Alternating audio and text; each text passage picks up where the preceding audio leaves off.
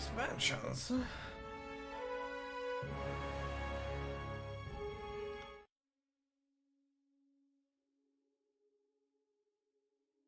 Yo.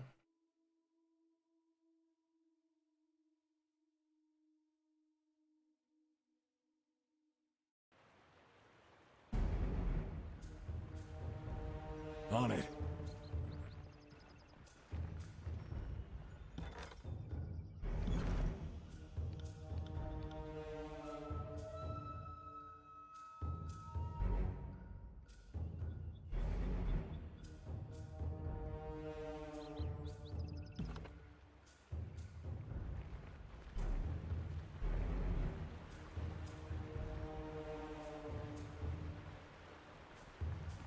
Let's do this then.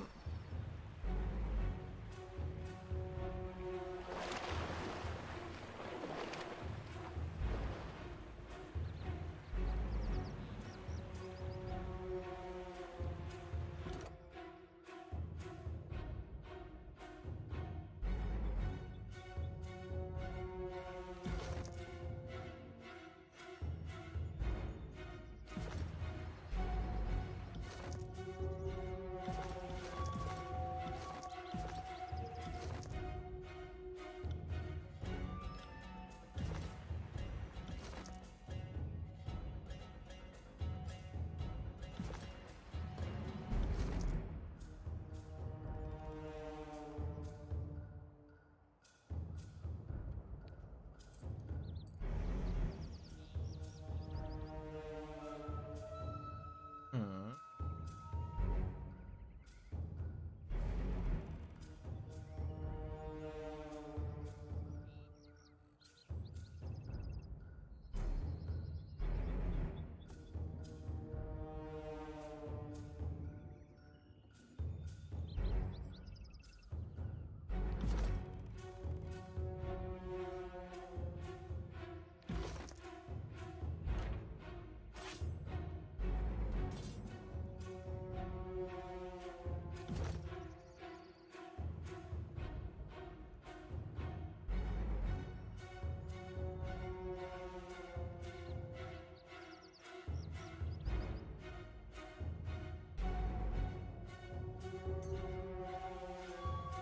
What is this?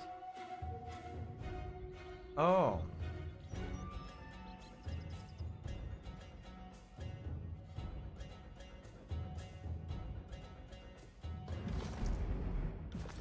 I see, so that's how they do it.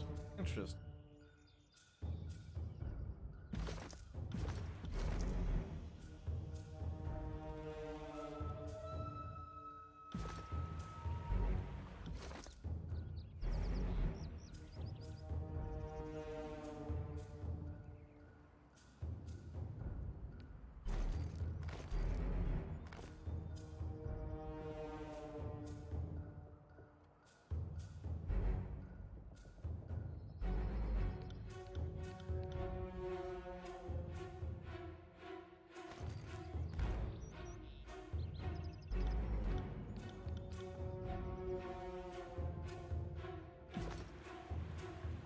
All right. I got it.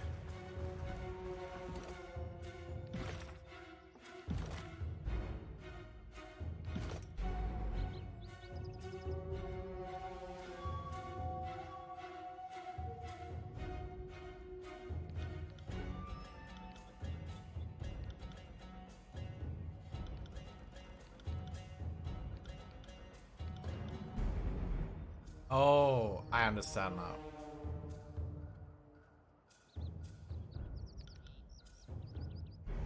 No, it is my logic about it.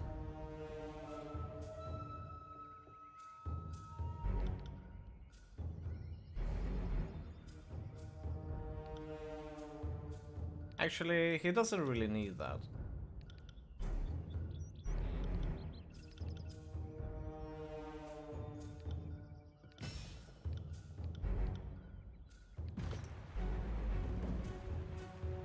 No reason to tarry. Heads up, we have company.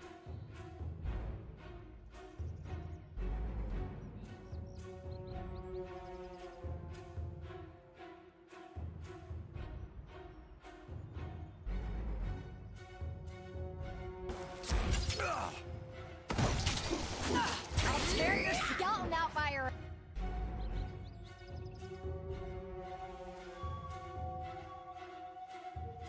ass.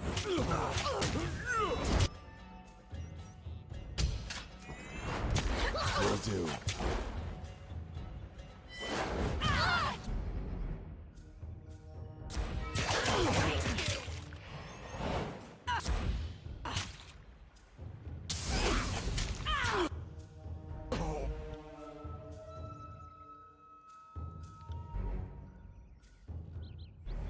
Await my signal. No reason to tarry.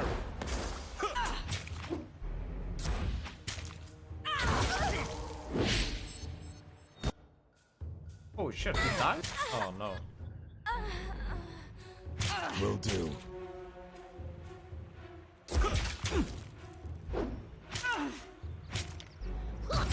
Break you!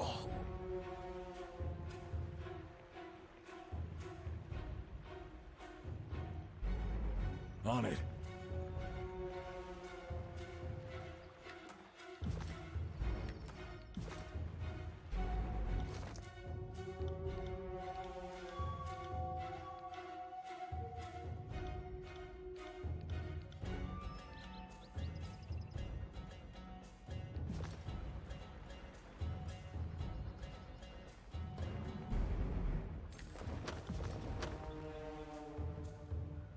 Kairos' butchers have come! Flee!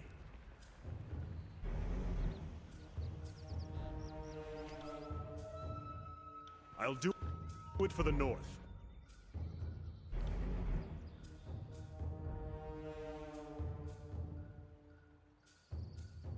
Heads up.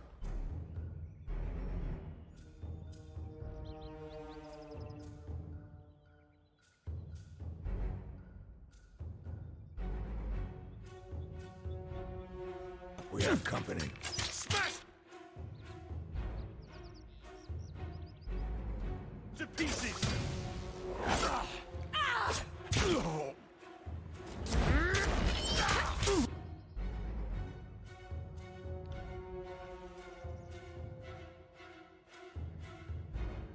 As you command. Seeing it all. A lot of red.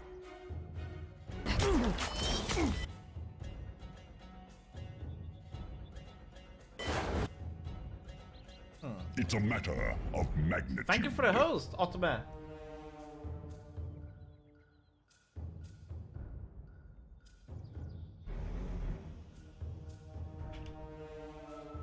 Hello, how's it going? It's going good. Let us take them together!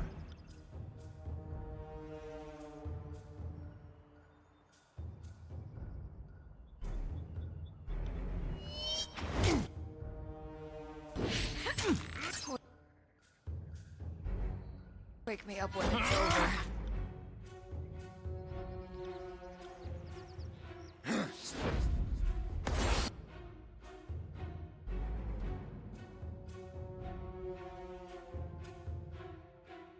Noise, how was your walk? The walk was awesome. I've been having a good time. Oh boy. This is not good actually. They are completely destroying. Pull yourself together! Insides burning!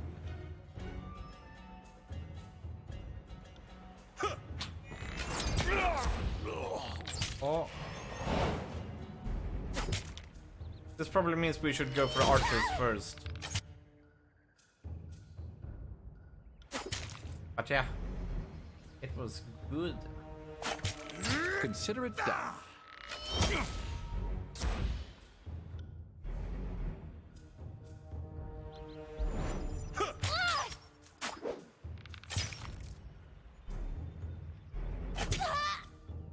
There we go.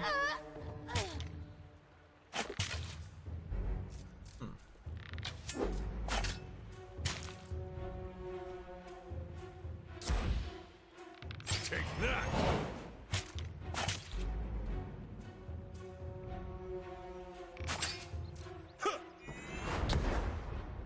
I will aid you.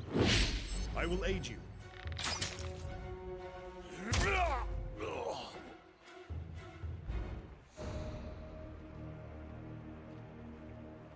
This again, Graven Ash protects.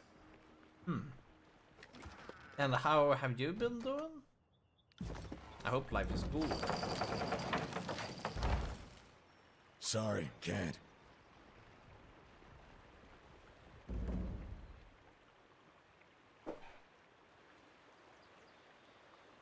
I got it.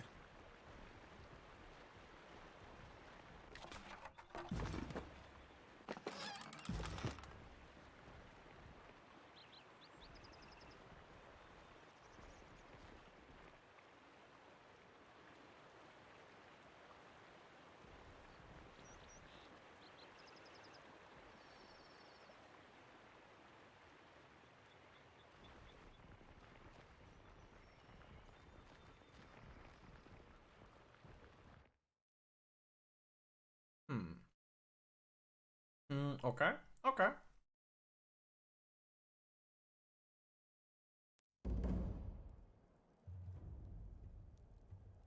There was something I thought of asking you. Oh, got it. what was that?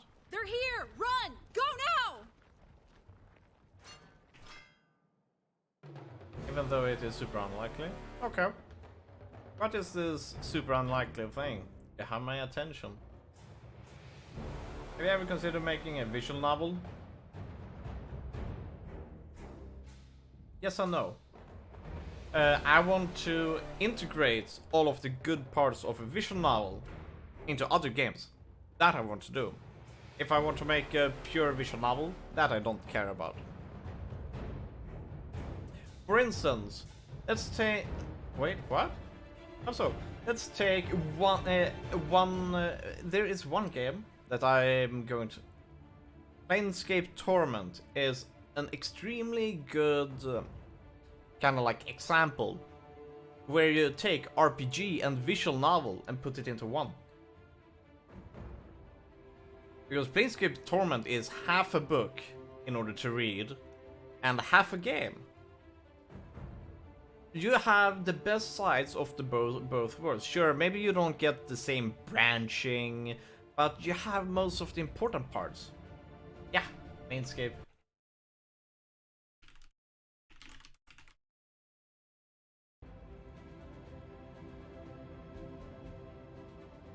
The perfect example of a visual novel RPG.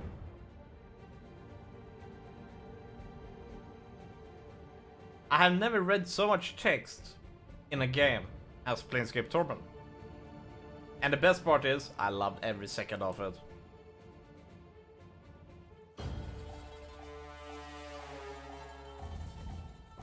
So there you have it. And Yakuza 0 was part visual novel sometimes, you know, in the way how the dialogue worked. Was sometimes visual novel style and sometimes cinematics, you know, movie style. So I love that part too. That was just perfect. Was Yakuza 0 part visual novel? They had the same structure. Look at Steins Gate. And then you take the Steins Gate dialogue and you put it into Yakuza 0 and you have it. You know, sometimes you would have kind of in these, it would just be the text box, and then you would have a character standing there, moving his eyebrows a bit, not saying anything, but you had to read everything.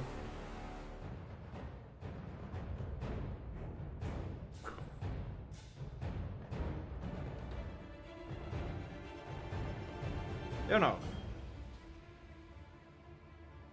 And it worked. It was awesome. Not entirely sure I see it the same way. Yeah, but... Haha.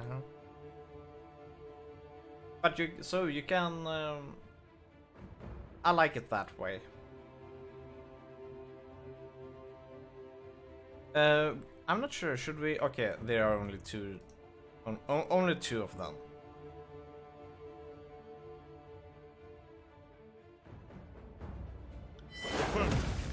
Oh, wait.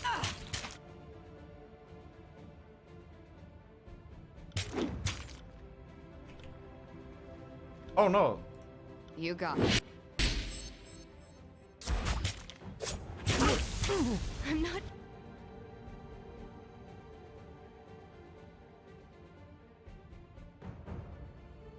Dead yet.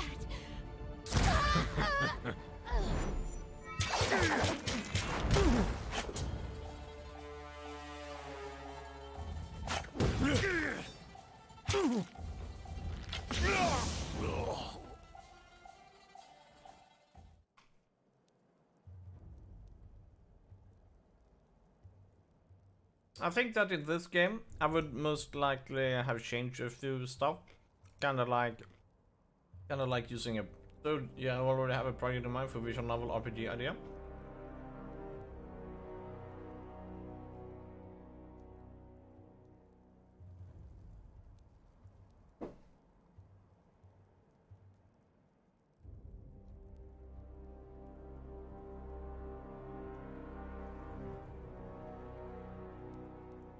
The VR game.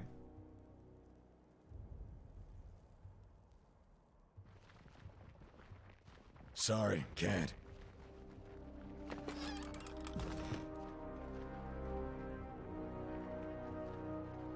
Can't do that. The VR game, really? Yeah. VR visual novel? Oh no. You know that VR sword thingy? Cha-cha. Yes. The Vengeance! Got it. But still, it wouldn't be a pure visual novel thing, just taking out the good parts. Well, that one? Yeah, that one. Better, fast. Although, you wouldn't really be able to call it a visual novel, but it would take inspiration from a visual novel's storytelling approach. Turn strong. You can rest when you're dead. Holy shit! How the fuck? Do visual novels even work in VR? Why wouldn't they?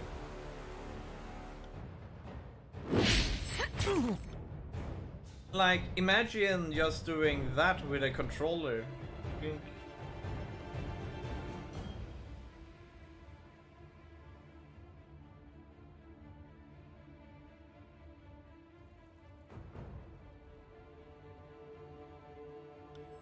Not a problem, boss.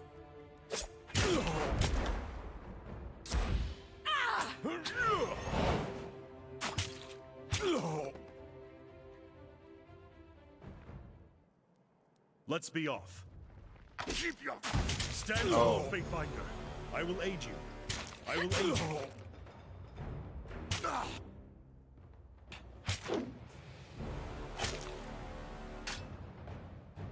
Take that.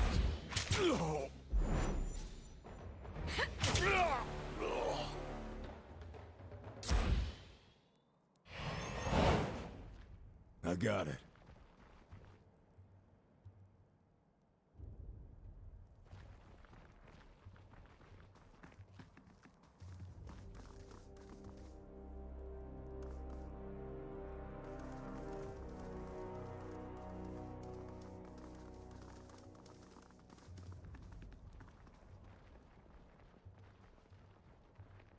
Kairos' soldiers are here!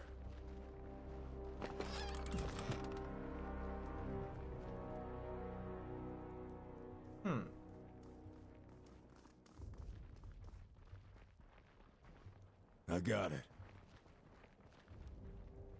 Now, I've been trying to kind of like express how this game feels like. And it feels like you are North Korea. It feels like you are an inquisitor of North Korea, and anyone who refuses your obedience dies. Generally. That's how this game feels like. And I'm totally loving it.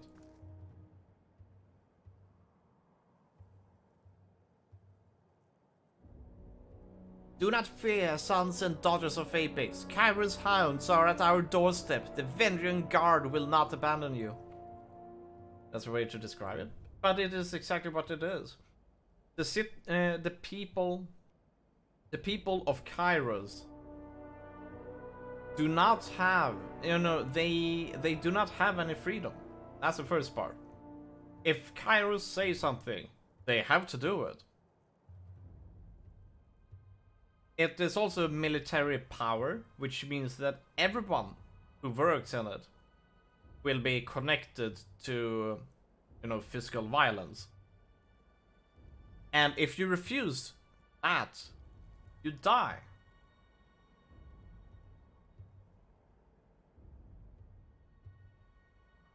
The government controls people, totally.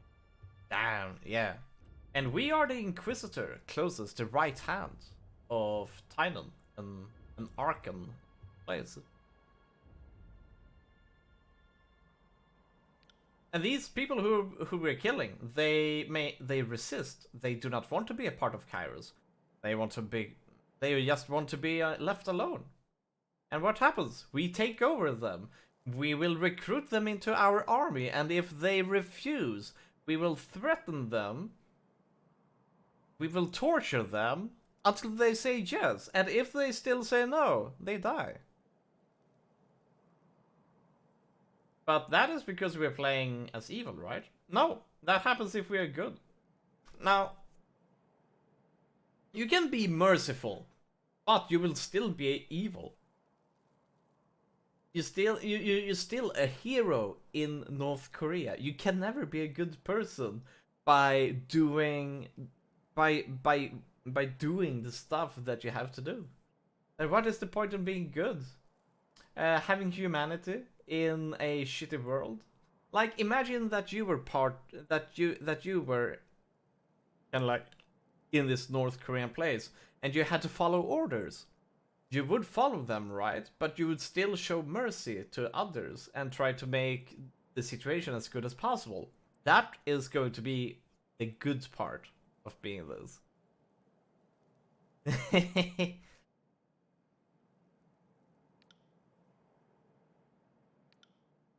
But this is just my kind of like 1-2 hour of impression of the game so far. We don't know how it will end up. Maybe we will kill the tyrant. Well, that's an interesting way to look at it, yeah? How in the name of Ash did these hillfolk get their hands on iron weapons? Yeah, see? Even he's like, how the fuck did they get weapons?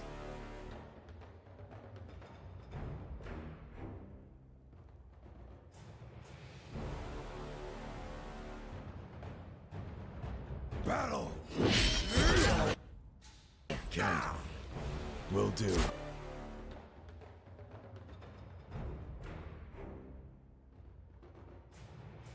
You got it.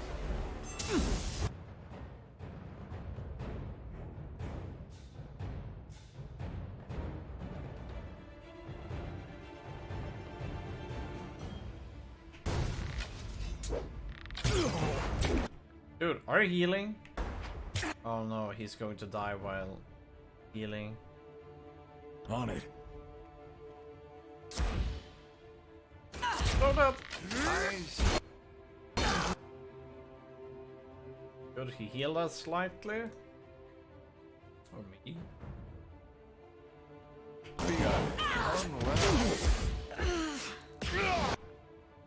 Oh no, I'm going to die. I disengage in time, hopefully.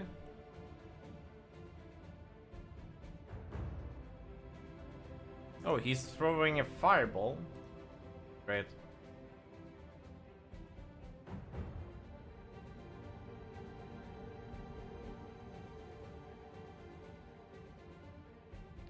On your command!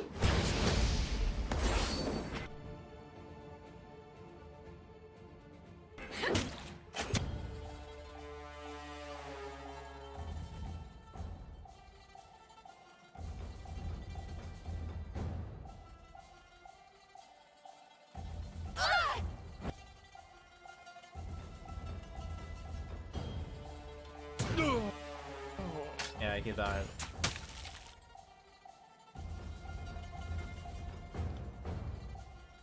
Await my signal.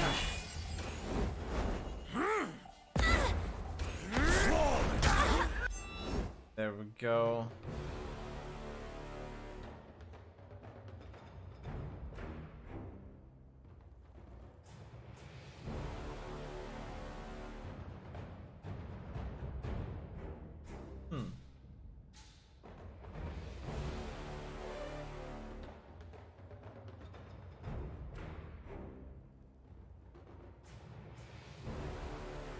You got it. Flow!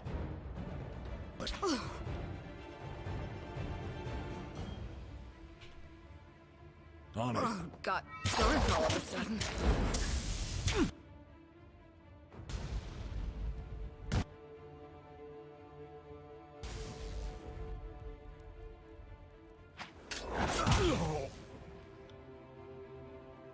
I got it.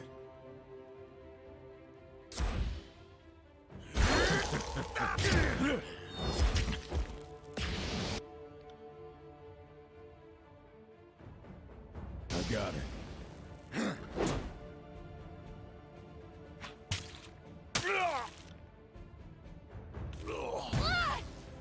Let's have it then. And they re-died. Holy moly. There's something you didn't really answer? Oh, okay, what was that? Didn't you say there are some things you would do differently in this game? No. Oh, right, yeah. I wouldn't have picked Frost as my secondary.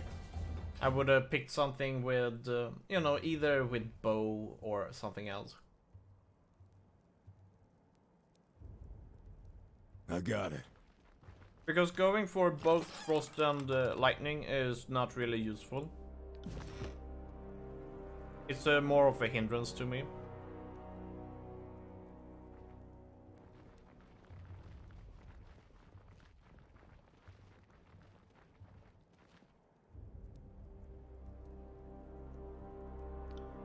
I'll take care of it.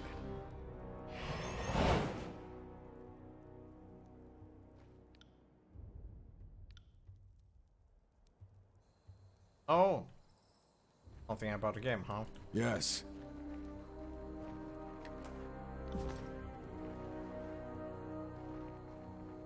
Can't do that.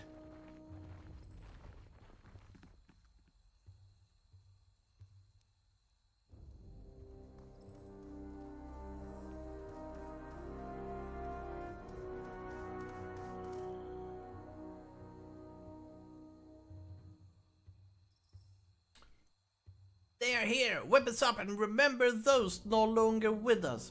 Honor them with your courage and prowess. Fatebinder!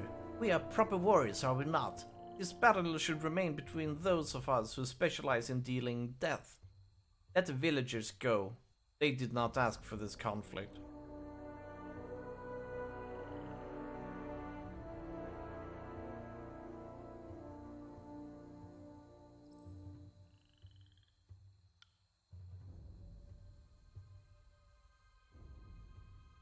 Kill the villagers and burn their houses.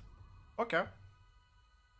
Really, the trail of my dead friend says otherwise. What is there to say, Fateman? Unless it is sorry for all the murders, followed by a big swig of hemlock. It's too late for words. Solve anything.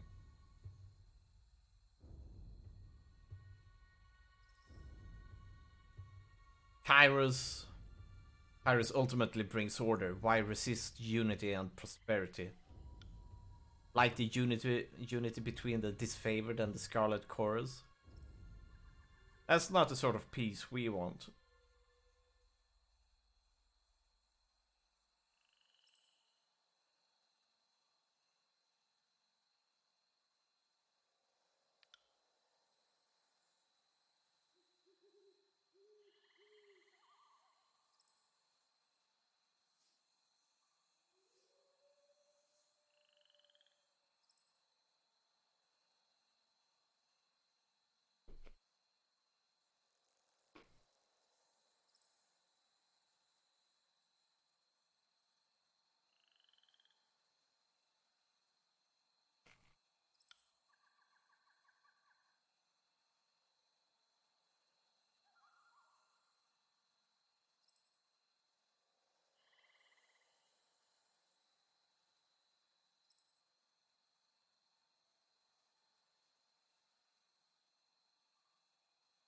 Run, all of you, or you will have to deal with my allies when arriving forth.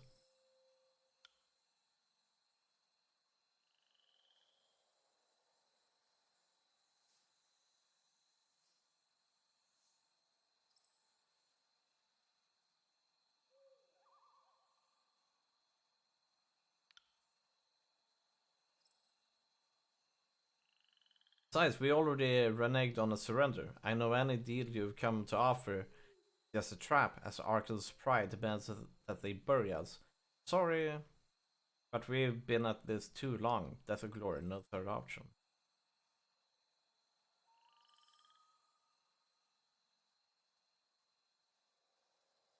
If I will not have your cooperation, then I will take this village by force. That's about the logic I'd expect from one of Kyra's pawns. As games, because the player is allowed to interact with it and make choices, right? I consider visual novels a game because whenever I play a visual novel, it feels like a game. When I play not every visual novel though. Most visual novels though, whenever I play it, I kind of feel like this was a good game. And when I say that, then I must consider it a game.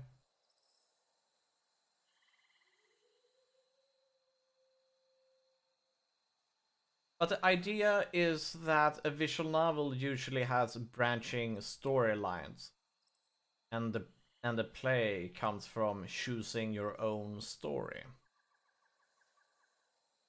or choosing a specific path.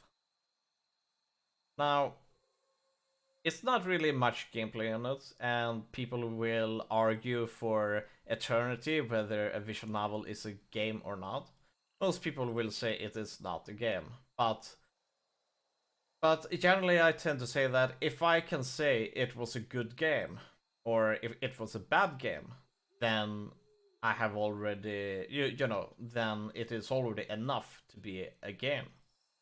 The important part of a game is that it has a play.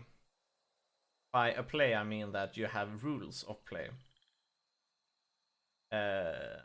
In Swedish, we call it lek, att leka.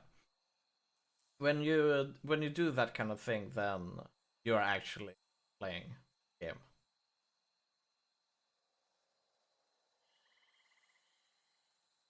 Because every game has something in common, and that is it has play.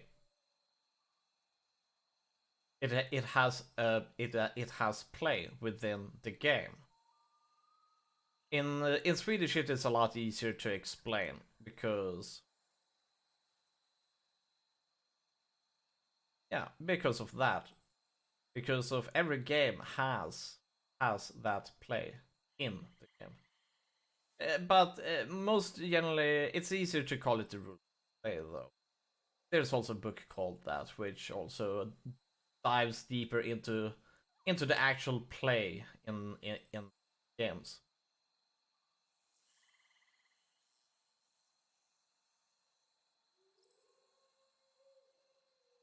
But overall, it is difficult to describe it in English. Hey, what's up, Arma? How you doing? And Arma, have you played Tyranny? This game.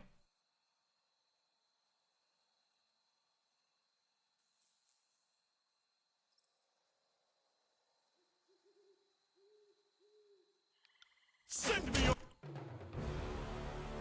Also, we are having huge You know what Connect visual novels are, Dapper? I know what Connect is. I don't really understand how it go, how you would play a visual novel with it. Connect is like a webcam. That's what it is. And I don't really see anything about webcams being relevant for visual novels. Not played it, but I have long started it at it in Glorious Wonder. Nice.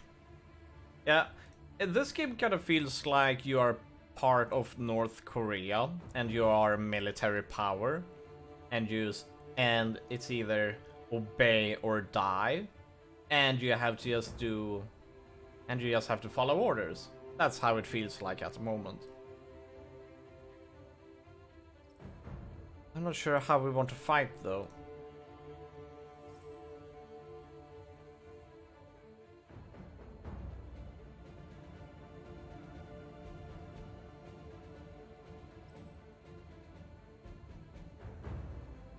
Do you still consider it a game if it doesn't have any branching to it? That's the thing.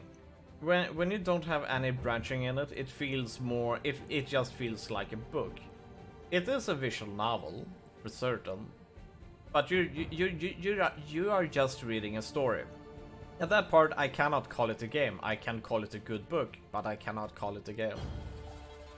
I know several who does that way. What, like Higurashi and Umineko. They are very, you know, when they cry. Higurashi no naku koroni, Umineko no naku koroni, you know. When the seagulls cry, when the cicadas cry, and so on. I cannot call Higurashi or Umineko a game at all. But I can call them really good visual novels, really good books. But I cannot call those a game. It's the aftermath of Thanksgiving, right? Yeah. Exactly, Armor.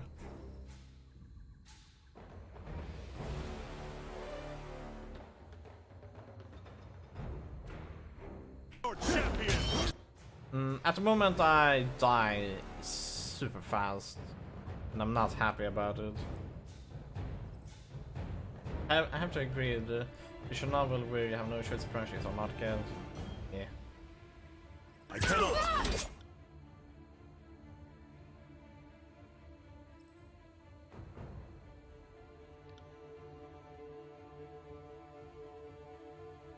I really like this game. I don't know how long this one is. Most people seem to say that this game is short, or shorter than most other games. This game will still be longer than average games that we play. But I think we're going to like this game. Not a problem, boss. Oh, did I miss? I'm about to On die. my command. Oh, he almost sounds like Kratos. I like the combat in this game. I generally don't consider visual novels games at all. Several choose your own adventure books. Those are not games.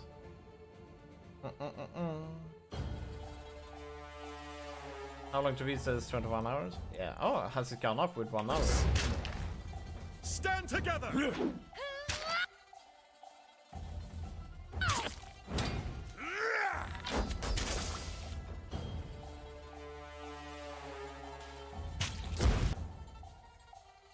Huh?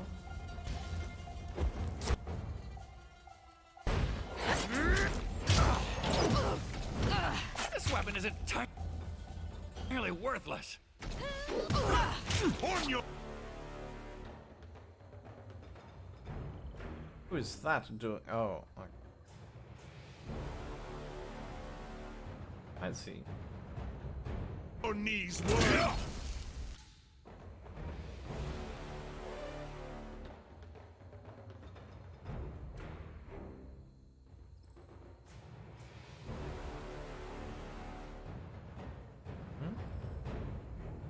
Is anyone there? Ah, I think I see. They will have someone. But I think we're going to blow this one up.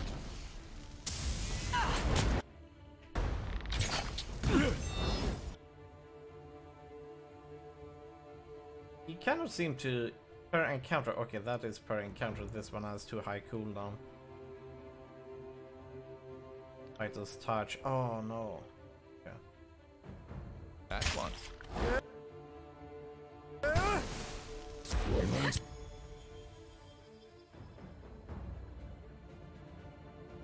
Something every day. Is that ink? No. Oh, someone stitch me up. Oh, did she actually kill him? Not a problem, boss. Wait, I cannot really seem to... It seems to be stacking up here, you know. This is maybe one thing I don't like. I really can't see that person very well. Oh, even this one. On my command. Did I always have this much blood?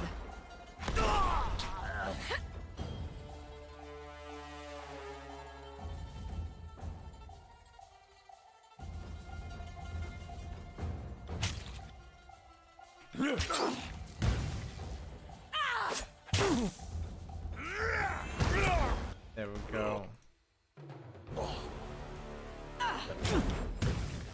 On it. Sort of new. Everything is going through well. With unluck, I'll be writing my own I stuff. require needle That's and awesome. thread. Well played. Damn thing couldn't pierce cloth. Wake me up when it's Something I over. noticed in this game is that they go for kind of like more Elder Scrolls style, like all of my skills, like one-handed weapon, two-handed weapons, is kind of like they become stronger as the more I use it. I'm not sure how I feel about that, but we will see. This game is an experiments with a lot of stuff, and that I'm interested in.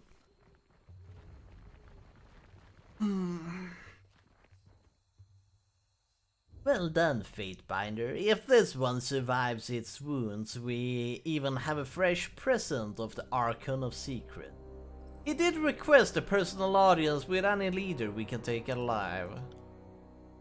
That's a mighty big if. These southern folk are a sickly bunch. Looking at her suffer, it's making me sick. I'll kill her and get this over with. As I give her to the Scarlet Chorus, see if she survives the trip back to camp.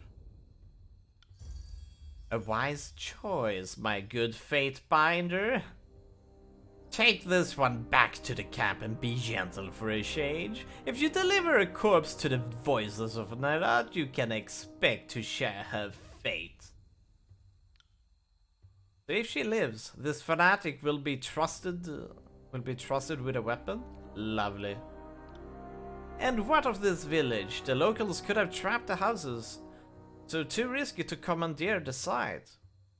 We should burn the town. It will cut off support, send a message, and the smoke signal will give the others a visible rallying point when crossing the Matani. Did we just waste all that blood and time capturing this place only to torch it all? Now I adore the mystical power of fire in ways none of you could possibly understand. But even I think there's a time and place for arson. Fatebinder, kindly tell Antio he's free to burn his half of the village. The Scarlet Chorus would like to keep our half of the spoils, not smoke it. The settlement should be preserved and any still here made slaves or conscripts.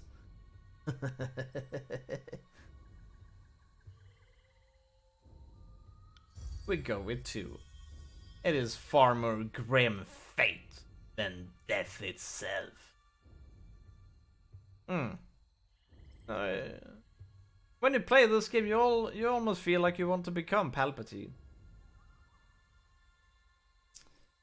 You place too much trust in these locals, especially after their last deception. The first chance they get, they will turn coat and stab their gang boss in the back. That would only prove our point. These are the competent fighters who are better put to work in Kairos' army. No boss who falls to a simple villager deserves to live anyway. Kairos' edict looms overhead. Have we nothing better to do with our time? Hear that! The chorus just made this town their headache. Now start running up your gear. There's lots to do before we rest. A sensible decision, dear Fatebinder. If we hold to the disfavored pogrom of raised soil, what will remain for us to rule? Seize this place, search the homes, take all that you can carry. Give each survivor a chance at the voice's mercy, but to the ungrateful, be brutal. Fifth Eye needs your services. Dealing with Oathbreakers in the Outer Valley, no? Well, when you're done with the Fifth Eye's request, the Archers will be gathering for another meeting at the disfavored camp. As our sole representative of the court, your presence will be required. Don't keep them waiting. Exactly. Okay, I need to eat. Gonna make some food. Later, sir. Enjoy the game. It looks fantastic to me. Yeah, this game is fun so far. Right. I'm actually enjoying myself here.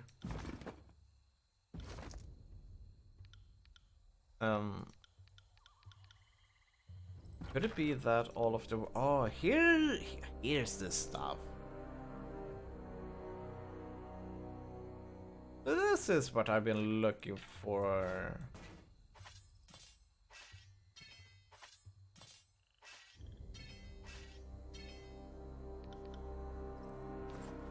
My god, everything is in here. Ah.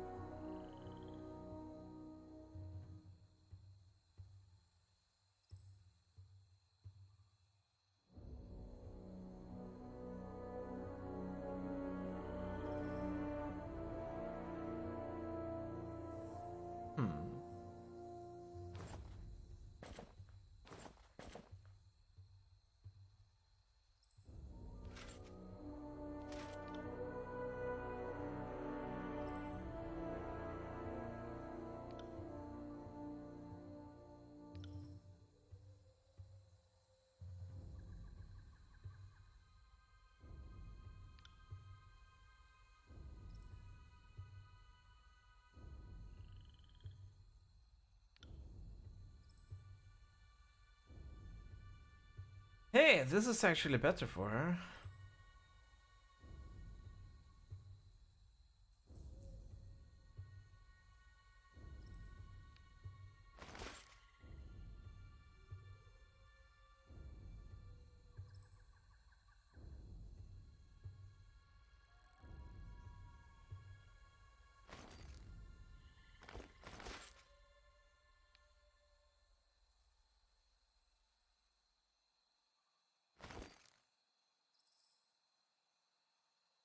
Oh.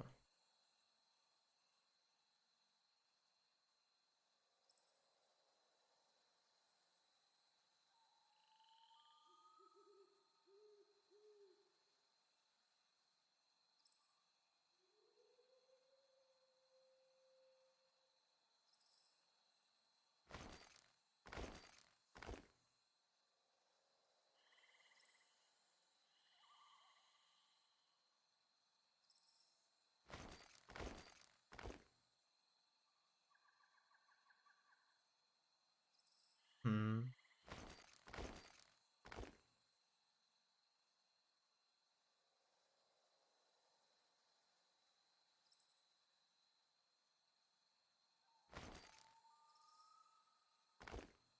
Oh, there we go.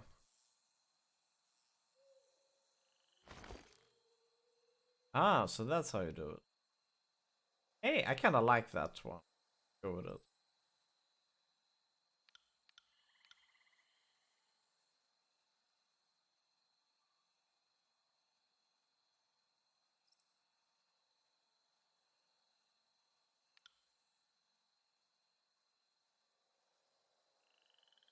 Oh, this is weapons, huh? 8 frost, 13 shock. We will go with shock.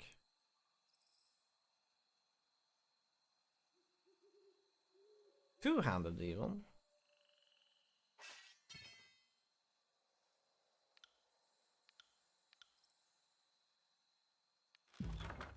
Okay.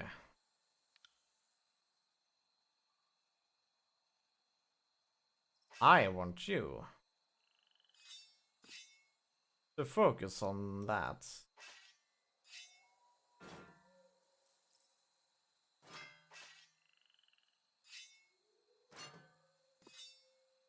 There we go.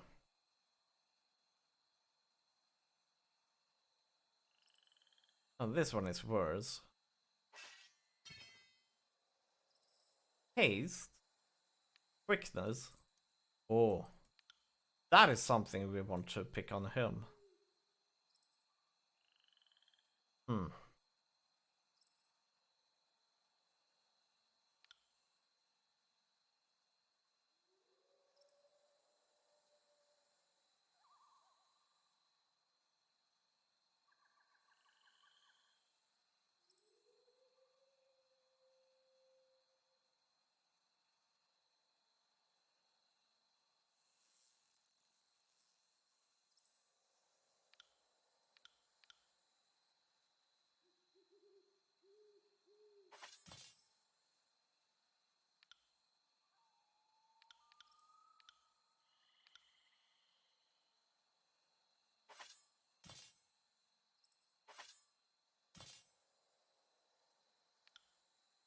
Now this one. All right.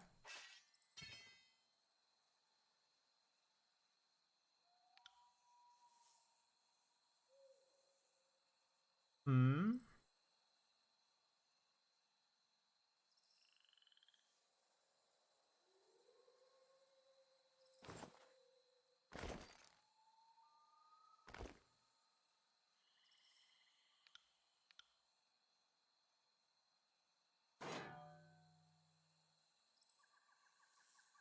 Ah.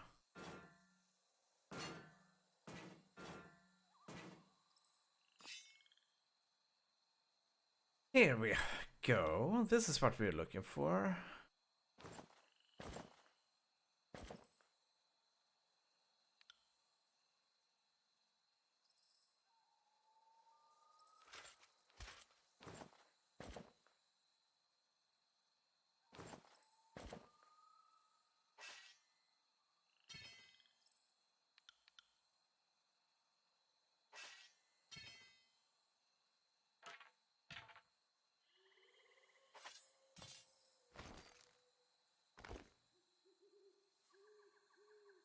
Okay, we're done.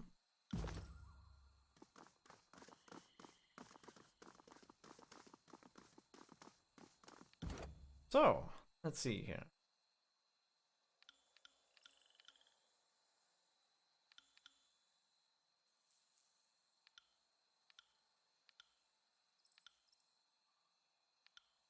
Now, getting more strength would be nice.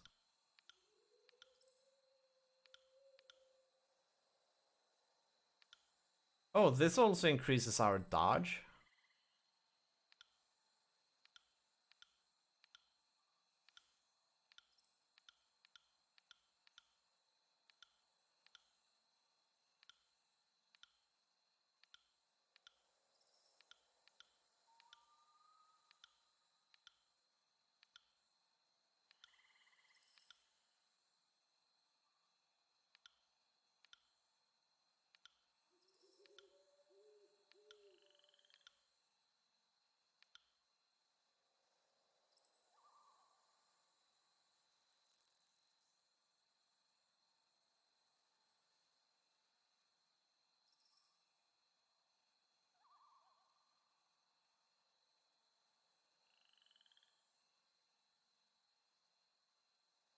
Not interested in do.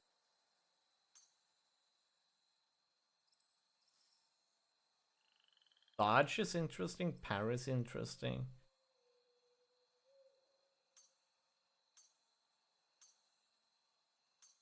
Generally like that.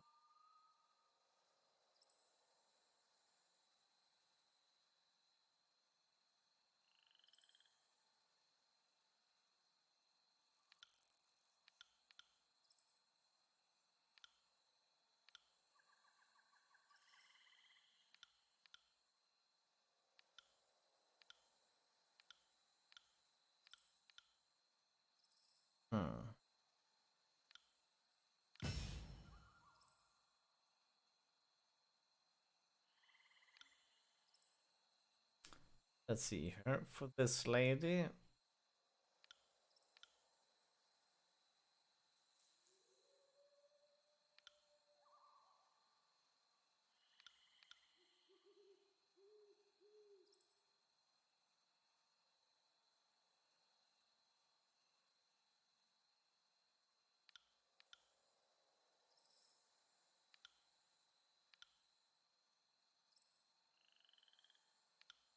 She seems more like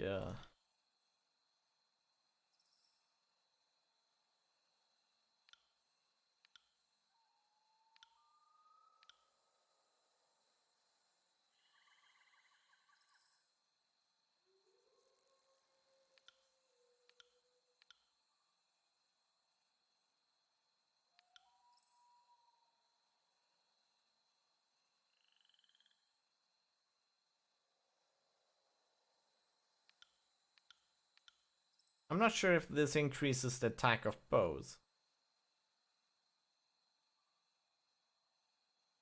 Okay, so it's generally just two-handed, I mean, bows, which makes better. Yeah, well. She's also good with dual wielding though.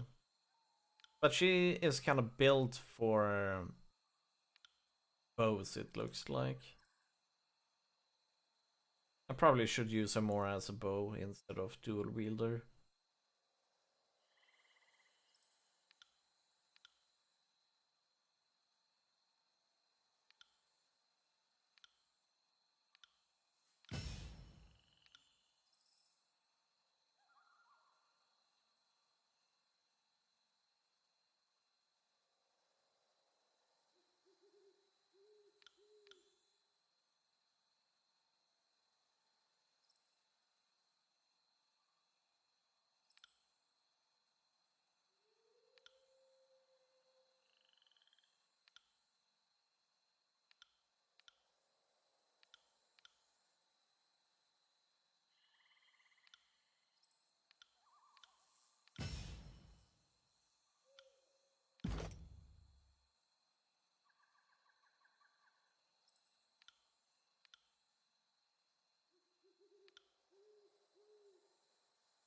Hmm.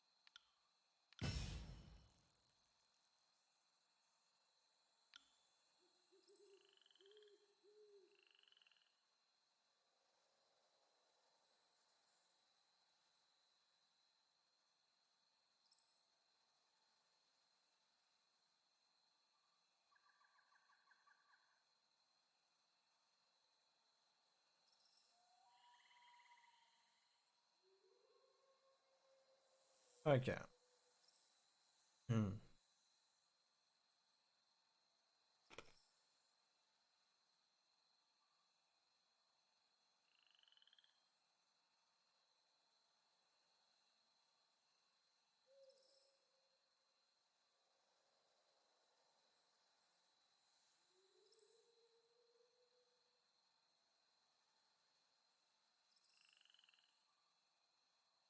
Hmm.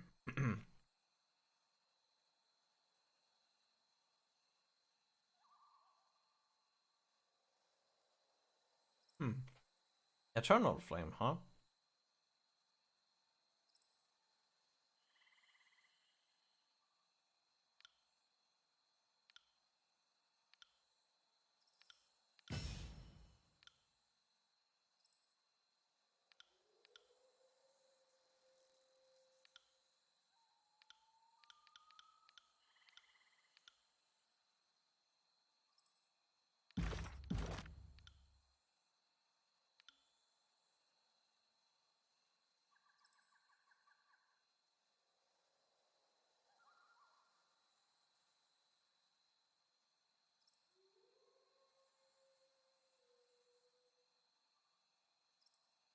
Hmm.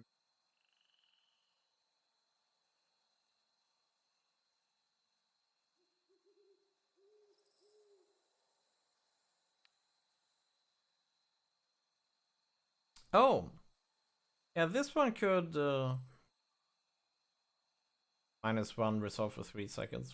That's nothing. Then this one is way better.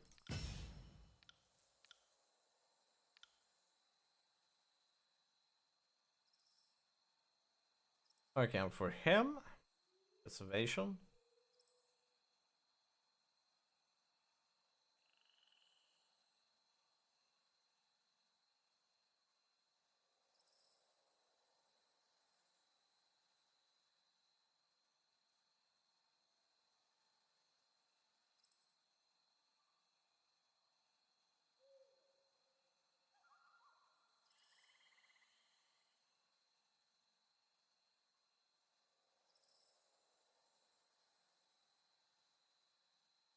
Hmm.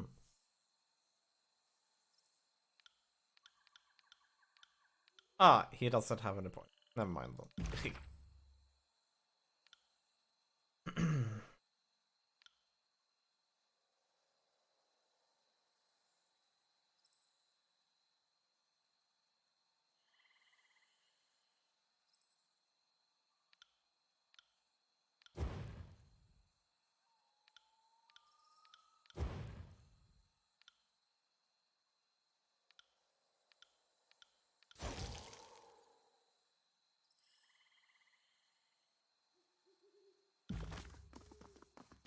I got it. Can't do that.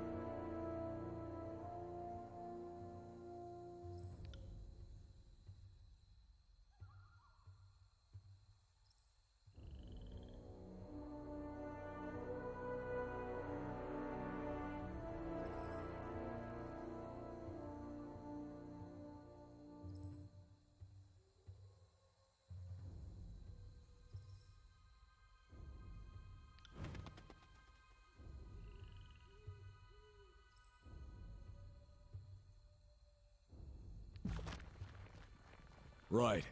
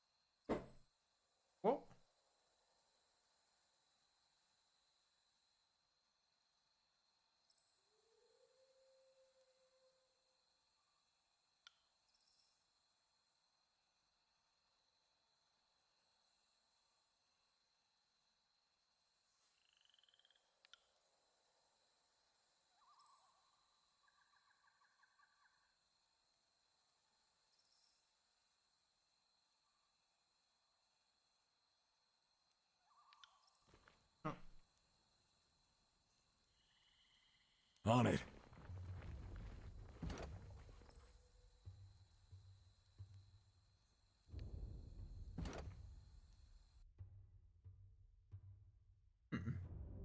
Let's see what we will find in here.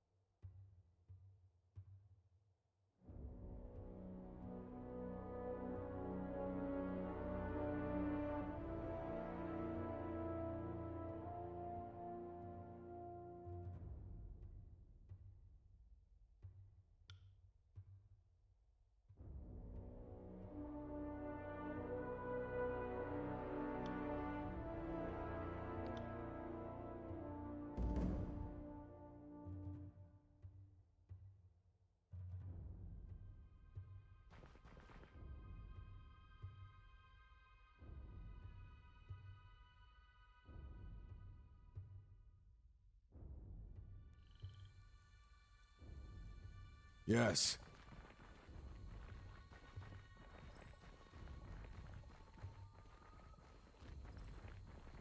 Can't do that.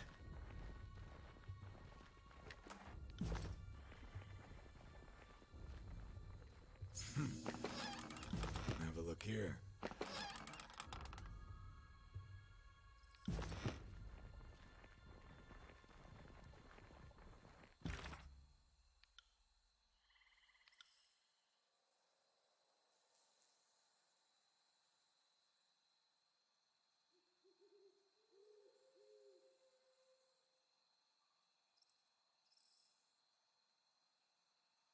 It's Sonatas? Okay.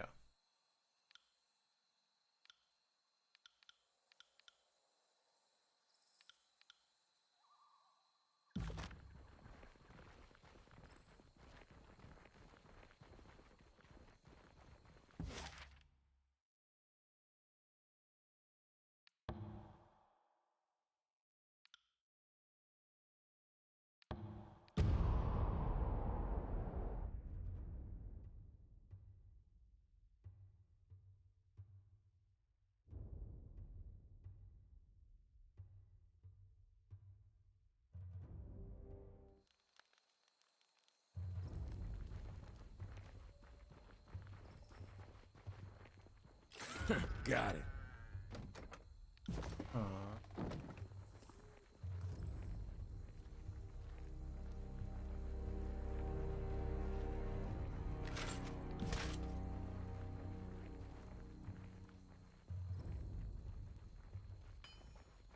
There we have it. It's a Tannis?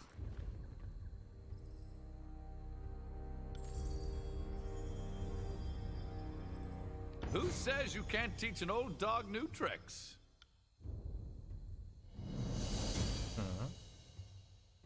Earth Shaker staff.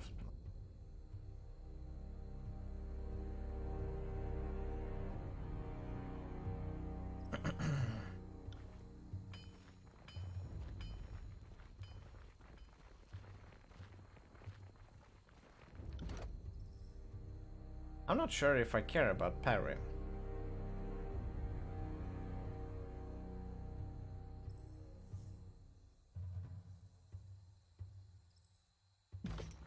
Oh well, we're gonna keep it up.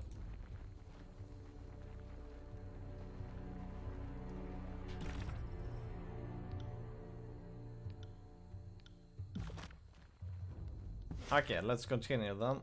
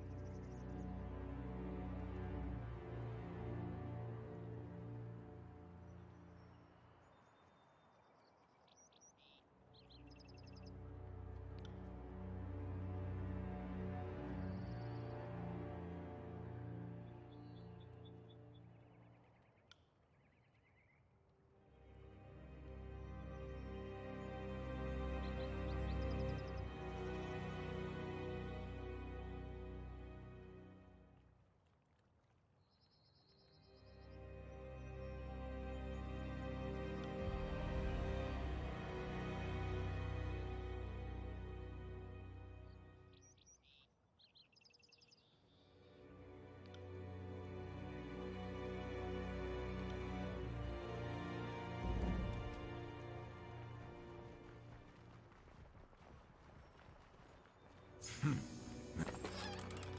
a look here.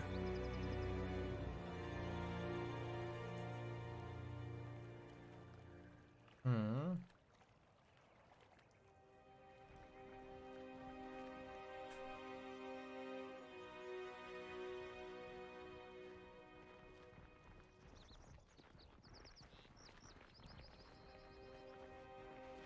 That wasn't so hard.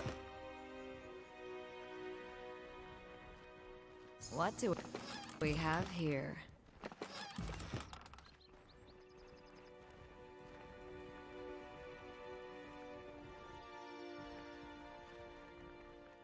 Let's be off. Send them at me in waves!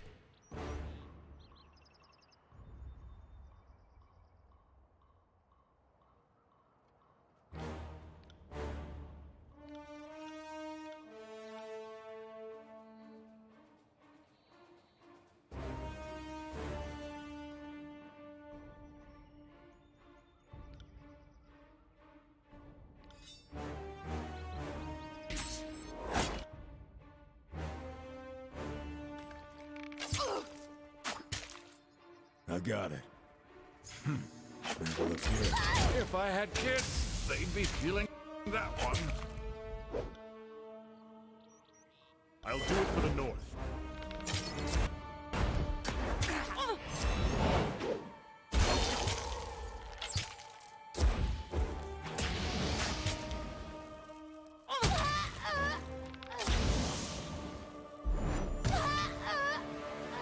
Control lightning. Nice.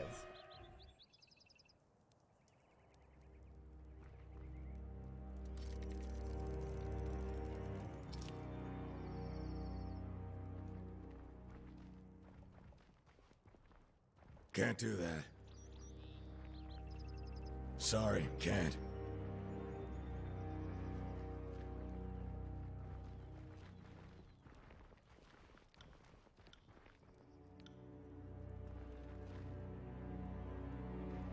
To battle! I require Oh snap! Kill him. needle and thread.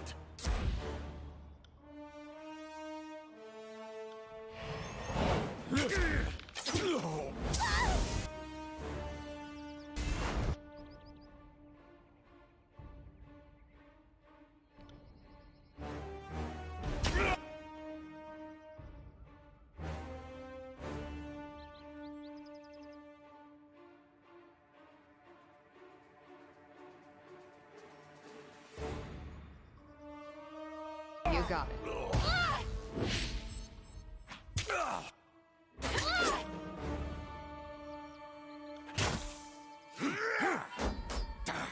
We should try that again. Bleed!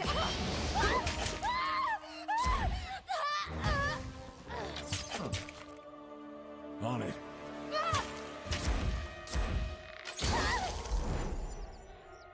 On it.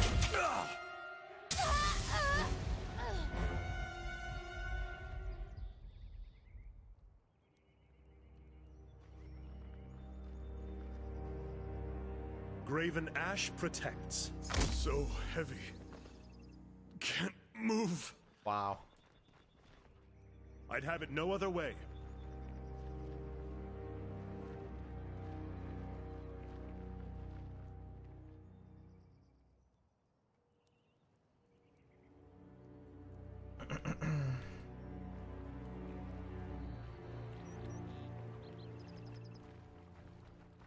Found something.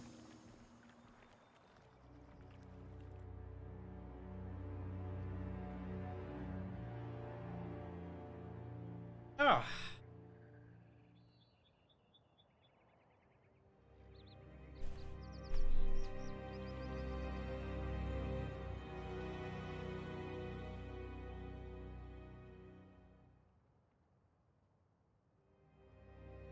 Evelyn's peers have arrived. Blades up.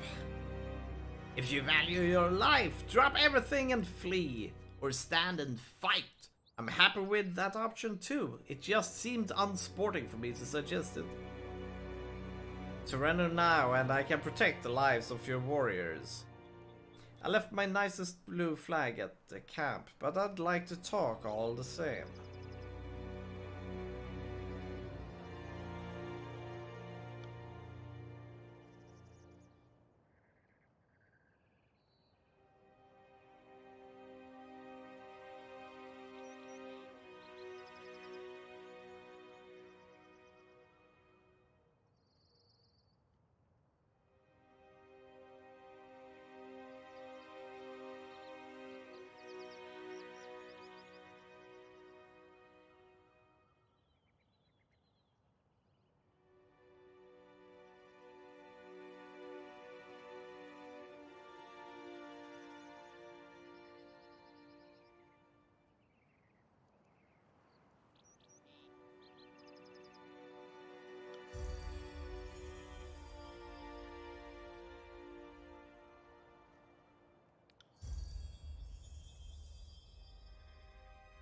Oh, damn.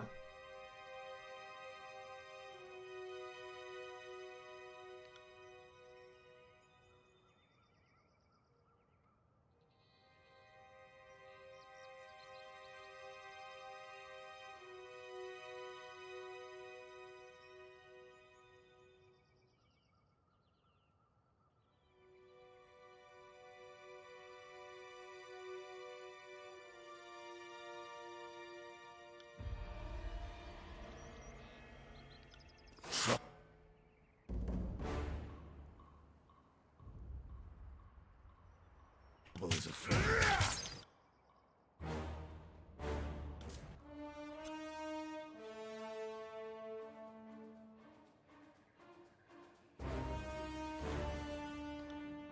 Just point me in the right.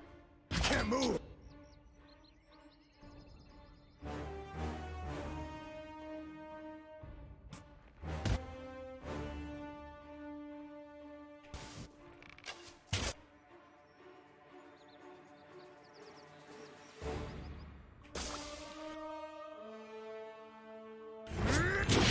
Our time together has not gone to waste.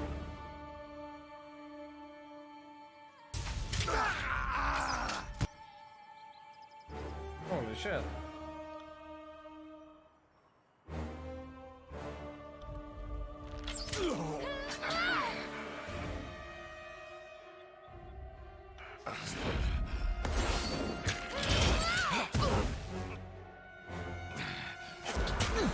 Oh, okay, so that's what happened.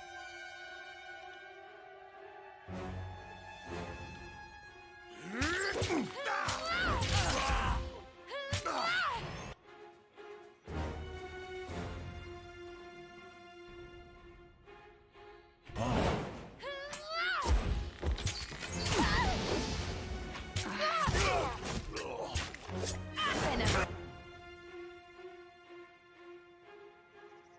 had a chance. I will. Try to go AFK, did I miss something? Ah, nothing essential. You got it.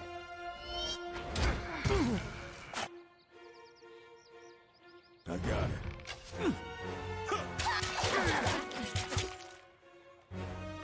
Wake me up when it's over.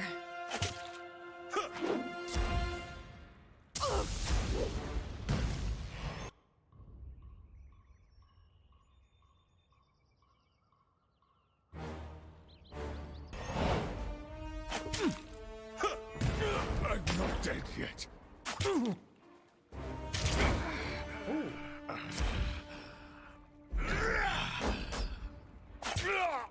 Nice.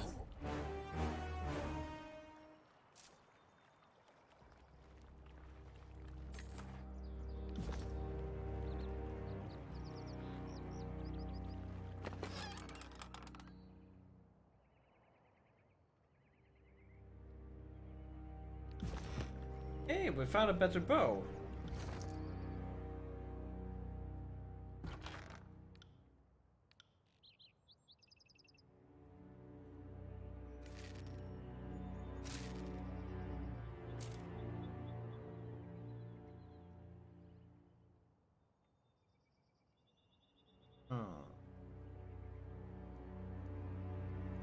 Noise? Yeah. We don't use bow, right? We don't. One of our characters do, yeah. Are we dual wielding? No. We are not dual wielding.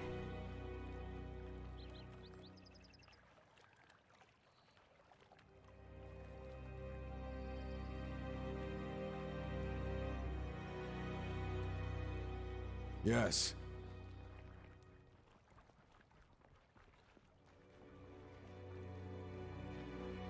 Oh, we are leveled up. Or one of our characters. Damn, didn't we get the dual wielding skill? No?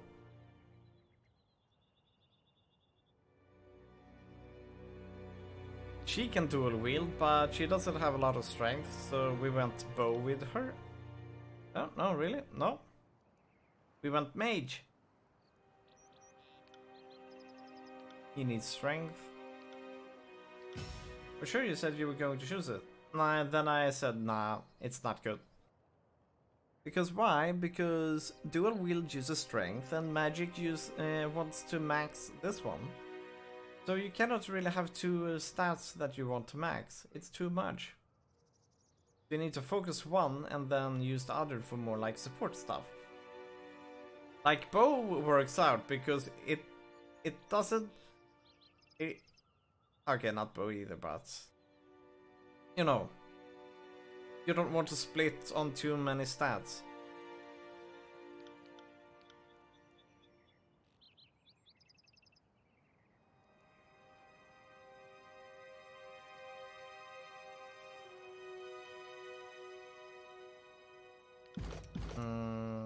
Have I...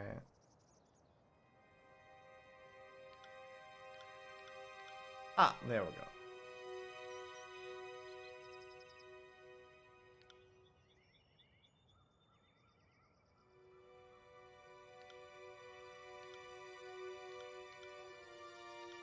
Ah.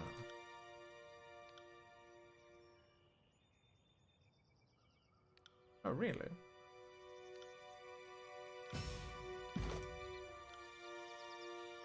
One talent point to him. Join? Yeah, we're still in very early in the game. Oh.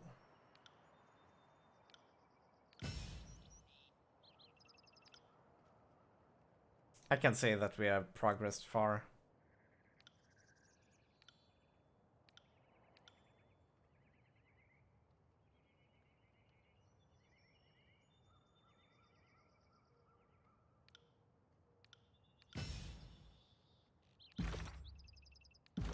There we go. Now we have improved that. There we go.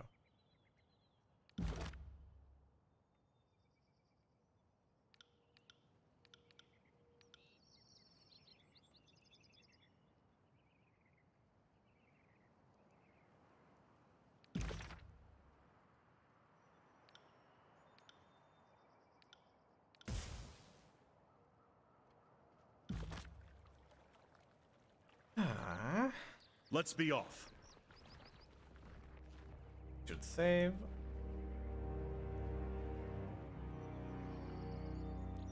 I will aid you. Let's see what falls out of.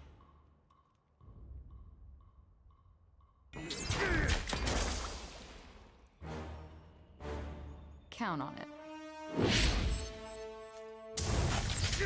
Will do. Shall we?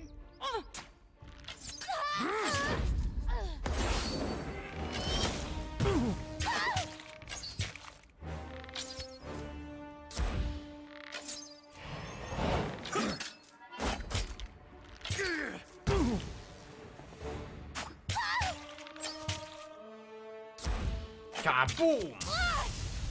On it.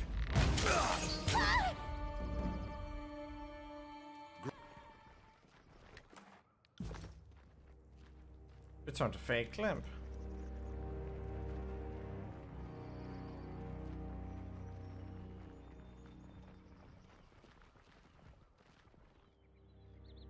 You killed him? Are you daft? Fifth Eye said we can't kill any of them except Florian.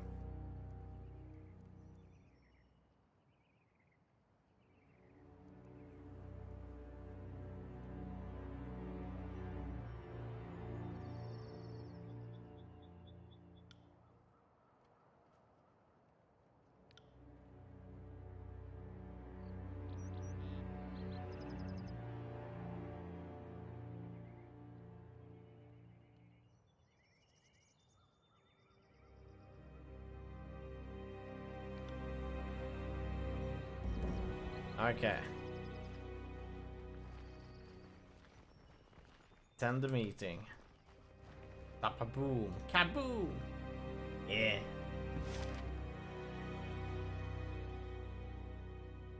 Okay, where are we supposed?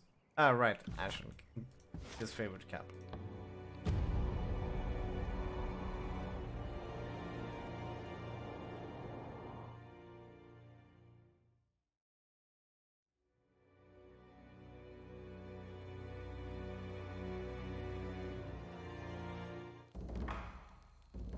Affirmative.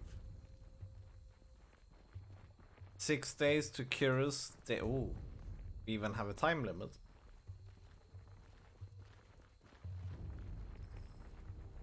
Although a very big time limit.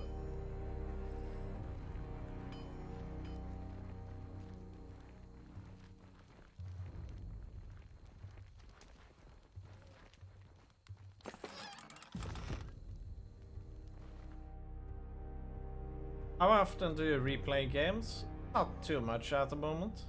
Not necessarily on stream. I have too many games, I don't need to replay them.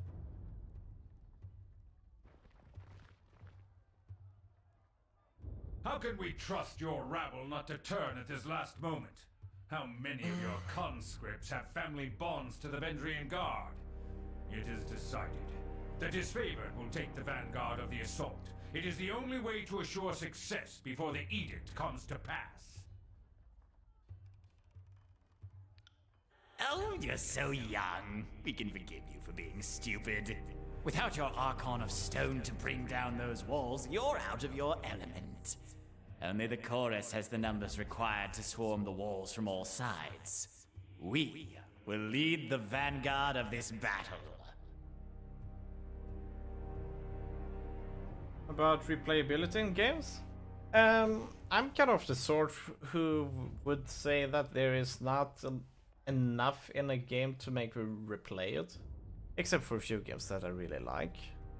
I find that replayability is not about being able to play the game with a lot of different classes. Sure, it might give you some variety, but in the end it's about having a good game. If you have a good game, you want to play it again. Like Witcher 3, despite of which build you play. Okay, if you play Alchemy, it's going to be a bit different, but the other builds are you play very similarly. So they are, so you know, Witcher 3 doesn't have a lot of replayability, but still people play it all of the time. By replayability, I mean variety in the classes and so on, but people still play it a lot. I think replayability comes more of if you like the game, you will play it several times. If you do not like the game, you will not play it several times. For those people, sure, it can help to give them a bit more stuff to play around with, but that's about that. To me, I don't really enjoy games to that point where I can play the same game over and over again.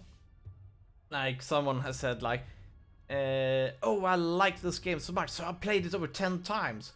And when you feel like it's like good for you, I could never play the same game over 10 times. I would be completely soul drained of that game by that point. So there you have it. I could play a game maybe 2-3 times. Depends. It will be mostly RPGs in that time. But there are some games I played more than once, and that is Baldur's Gate 2. I played that one several times. Several times. I don't want to play it, though. I played it too many times. But there aren't too many games like that. I feel like I could play Metal Gear Rising through it a few times. One more time, at least. I only completed it once. I did start it in order to just show it off to Rugen. And because of that, he bought it. Do you think you would consider replaying every game you place in your favorites list at some point? No. But those favorite games are kind of like, I really like them. They are my favorite games of the games I played, but I find them to be really good, but maybe not necessarily I would like to play them again.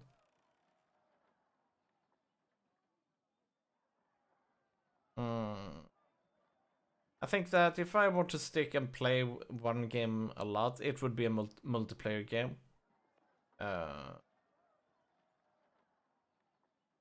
I would probably, when I'm done with all of the backlog, I would probably go back to play a bit more multiplayer games and just create games. Because I know that if I wouldn't beat single player games, I would either sit and make games or sit and play a bit of multiplayer games or card games.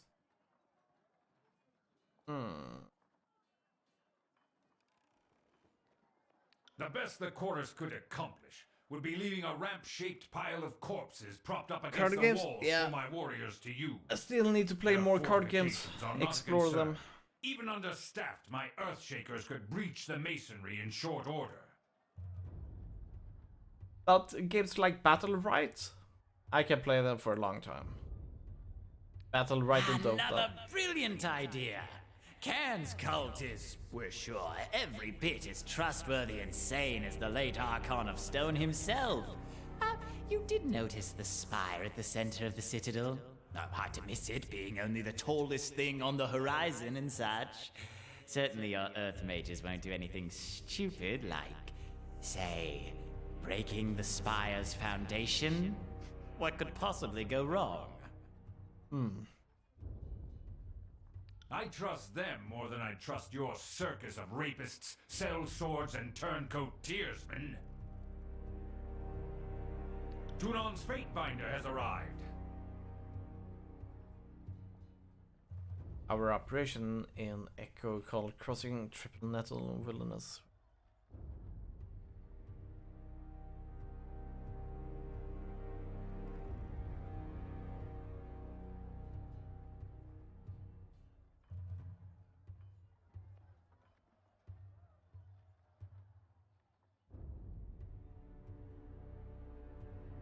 Why is it my so-called allies are more willing to belittle than to assist?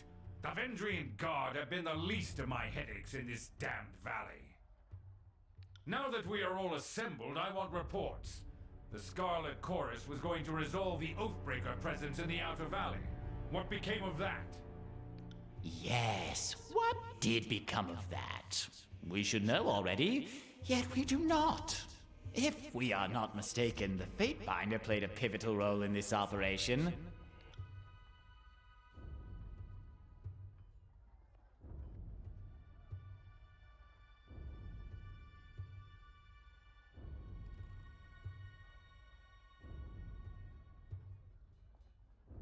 And look what showing them mercy has done for us.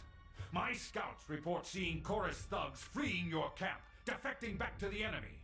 They are abusing your mercy, and you either don't notice or don't care. The former is negligence, the latter is treachery. I would add kind of like the ability for different builds, because that's always interesting. So generally, I would kind of go that route. Like I could focus, like especially when as an indie, and I would kind of like maybe kind of like an RPG. I would most likely focus on making one class, but then allowing that or kind of like making one superpower for the player, and then allow the player to use that superpower in different ways. Kind of like, okay, you can be the kind of like the, you can use this power and be like a melee. You can use this power and be an archer. You can use this power and be a mage. Kind of like that. That's how I would do it. But I would also focus more on hybrid, because we already know everything of, you know, of putting up in these three archetypes of melee, bow, magic. And I kind of want to focus on hybrids. Kind of like if you use melee, sure, you will focus a lot on using melee and maybe more kind of close ranged magic, for instance. So that the melee character maybe also becomes the healer, for instance, either through lifesteal or whatever. It depends on the superpower. So there are many different ways to go about. But hybrids are more interesting than pure archetypes, I'd say, at least to me. The pure archetypes or traditional archetypes are so, you know, we've done them so many times. We should move away from a like magic archer, combine magic and bow. Makes stuff a bit more interesting instead of just using bow and like, oh, you pin them to the ground and oh, you shot into the. Now you can use magic with bow, put spells on arrows, like explosive arrow or whatever. It's not really anything special. It's kind of like, oh, hey, you put a mage on a bow. That's, but still, there's many such stuff. But yeah,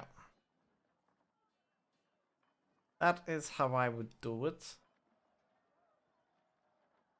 It depends also a bit on the game. If we design heroes instead of classes, that is, each hero has 4 abilities, for instance, then we could have a few more different heroes that you could choose from. And maybe then you could play as the entire party of those heroes at a time.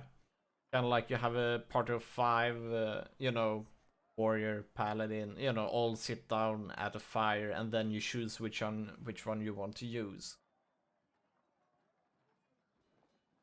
So you're not kind of like put down into one and same character. This is where people are all like, what? But that destroys replayability. But then I would be like, yeah, but that gives you variety and not locking you down to one and single playstyle for the entire game. And that is kind of cool as well, I feel like. Because sometimes you don't want to sit and play the same class for 20 hours. You want to mix and match. Sometimes you want to play the warrior. Sometimes you want to play the magic archer for it. Sometimes you want to play the thief. And sometimes you can be, and if you lock down to playing the same class all of the time, you will be afraid to pick one class. Like, yeah, but do I really want to invest into warrior? I want to try out the thief too. And so people will be like, well, you could play all 4 characters to level 10. And you'll be like, but I don't want to do that. Sometimes you start with one thing, then feel like trying something else instead. Yeah, exactly. So that is how I would design that kind of stuff. Don't lock down people to only playing one character at a time. Allow them to jump around. So all characters would then, instead of having a hero level, you have a party level. If you have party level 5, this means that if you take warrior, the warrior will be level 5. But if you take the thief will be level 5. Because everyone in the party is level 5. Party level for the win. I mean, that kind of stuff is... I've always wanted that stuff in Disgaea, for instance. And kind of like Phantom Bray. Instead of leveling up each individual character, you level up the entire camp instead. Party level for the win. Yeah.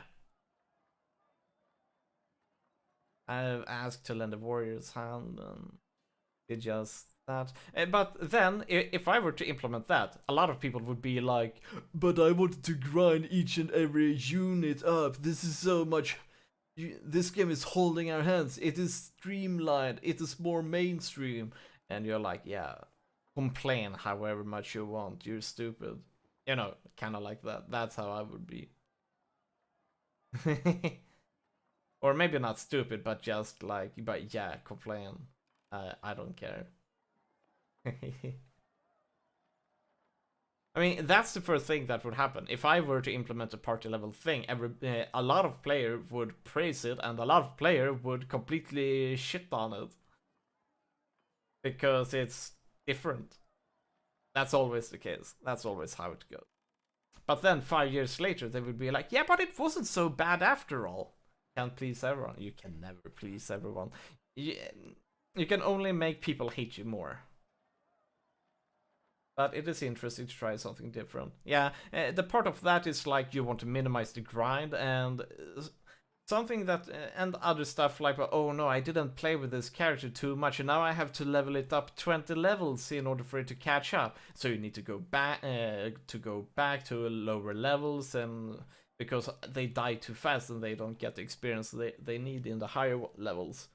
So you need to trace, go backwards in order to go forwards again. So it's a bit counterproductive in a way. And the grinding is soul rotting or brain rotting. Some people like it, some people just like to shut down the brain, not think about anything, and just see those numbers go up after countless of hours of playing. And you're like, I ain't gonna do that shit. This is fun. Look, I leveled up.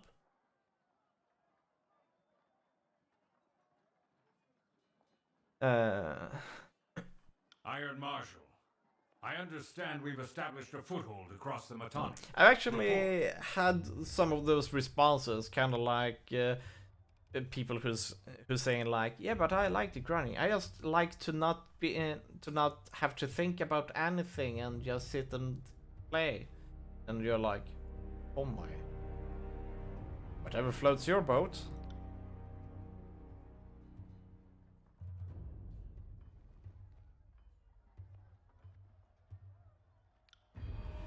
Well, to each their own. Yeah, some people just want to shut off their brain and just do something mechanically and feel like you progressed. We all cope stress and such in our own ways, but that way I feel it to be a weird ritual. But that is always the case. I mean, if you want to play, you go play MMORPG, I guess. Yeah.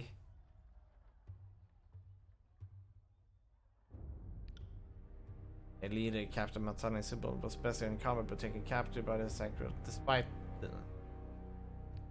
A most wise judgment, good Fatebinder. The Oathbreaker Captain will no doubt provide hours of entertainment, and perhaps even some useful information. This will be just like Stalwart, when your own conscripts chose suicide over service to the chorus. She'll be no different than the others. Petulant, uncooperative, and motivated to feed you false information.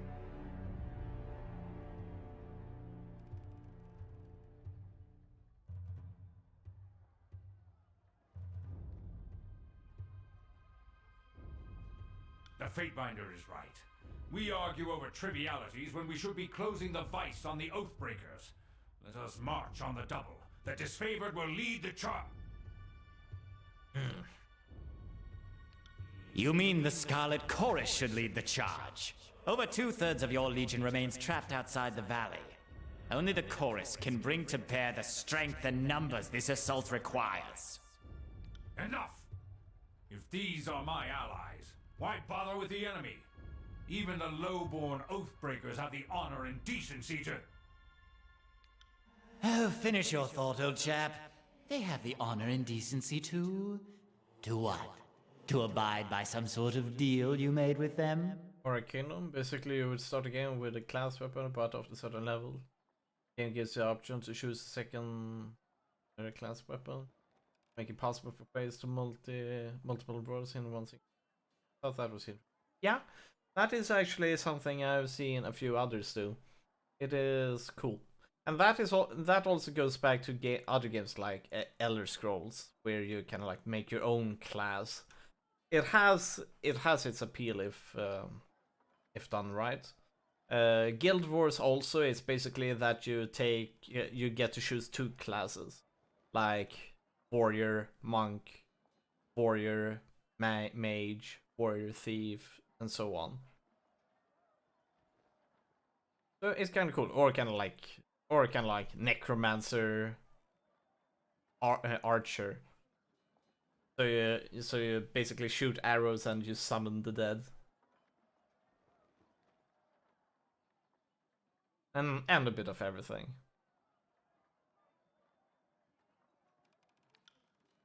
And that is a game we will actually play on stream. I haven't beaten Guild Wars. Guild Wars is kind of like a single player game, but also a PvP game. At least you're not stuck the same role all the time. That you are. Oh. With whom do you stand?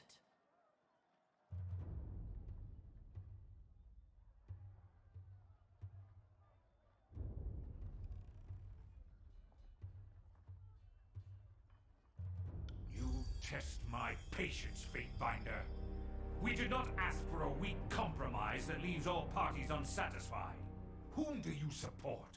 Are you going to let the Scarlet Chorus traitors have their way? Oh, I should have suspected as such. What did Narot offer you? For your sake, let's hope he promised you enough power to protect yourself from me.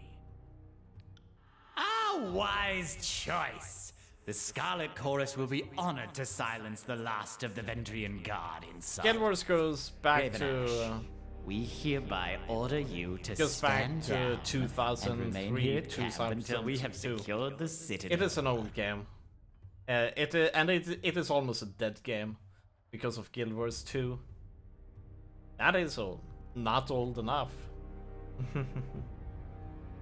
But they still have the servers open. I mostly hear of Guild Wars 2. Well, of course. Guild Wars 2 was actually... They did some cool stuff, but the game, in my opinion, is a failure compared to Guild Wars 1. But I found that they kind of like made Guild Wars 2 too much like World of Warcraft and too little of actually Guild Wars.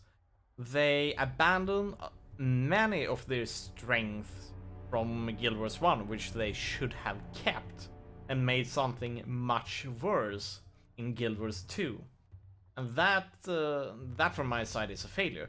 The Guild Wars 2 is pretty popular, it looks like, and from that it is a success to them. But as a game the game's design, in my opinion, is a failure to me. I find it to be it is a good experiment, but the result was something that is weaker than Guild Wars 1, aside from the graphics. And yeah, it doesn't go well with me.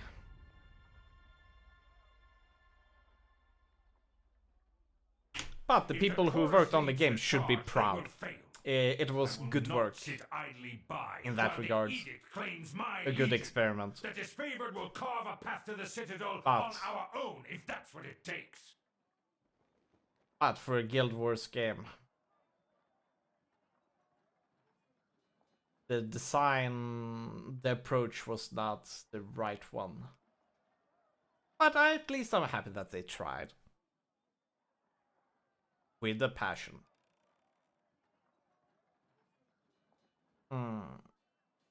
So anyone working on Guild Wars 2 should not be ashamed or anything. They should be proud.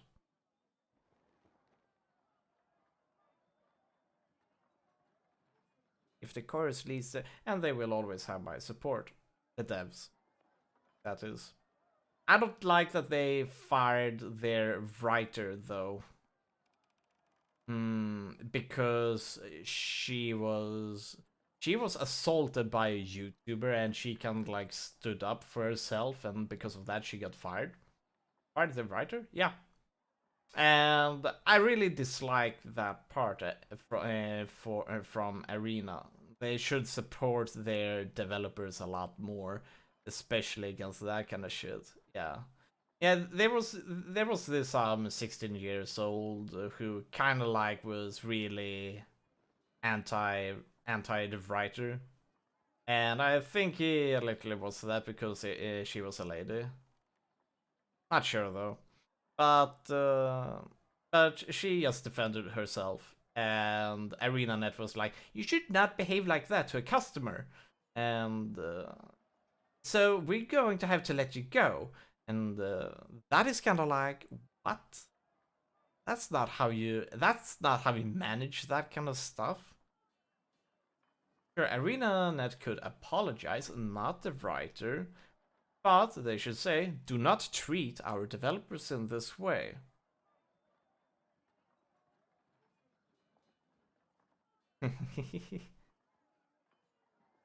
But they just fired her. And the internet was like, "Oh my god, we can influence people to get fired." And like, well, yeah. So that's terrible. If the chorus leads to shards, they will.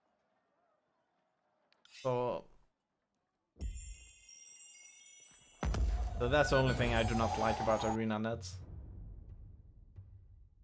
Or Arena. I'm not sure if they're called ArenaNet. Hey, what's up, Walrus? How you doing? Fatebinder, you don't look hurt, but say something. Ah, good. Same old Fatebinder. Was worried there for a second that you had been seriously hurt. Your guardian here came to your rescue. I wasn't trying to save you. I was trying to save her. I think sticking up for developers is important. Oh, of course. I mean, be it Auto Modelista today on stream. Ah, nice, Walrus. Congratulations. Now to game 2. Awesome. And if you stick with it, you will eventually be at game 100, which is going to be awesome. I wasn't trying to save. I was trying to save her. And what happened, you bleeding hard iron shit tower? I picked her up and she stabbed me. Put a But, dent in my side that I won't forget. So I put her down and dragged you out here to recuperate. And yeah, this is Tyranny. Have you played this one, Walrus? Game 2 is going to be Dark Cloud for PS2. Ah, that game. That game is pretty big, huh? 20-30 hours at least. It's gonna take some time. But it is a good game. You're going to have some fun. Obviously. I bet you played it before. Never seen this before. What year is it released? I'm not sure. I just know that this is a modern game. This is Obsidian. You know, Obsidian, who made Fallout New Vegas, who made Pillars of Eternity, who has developers who have worked on Baldur's Gate and all of that jazz, and Neverwinter Nights. 25 hours if you rush? Yeah, but who rushes? So it sounds like 30, maybe 35 hours. Ah, so this game is 3 years old. Dang, doesn't feel like it. Her up and she stabbed me. I put a dent in my side that I won't forget. I put her down and dragged you out here to recuperate. Because nobody picks me up unless I fucking tell them to, and I didn't say a word to Barrick on the matter. He had it coming. Ah.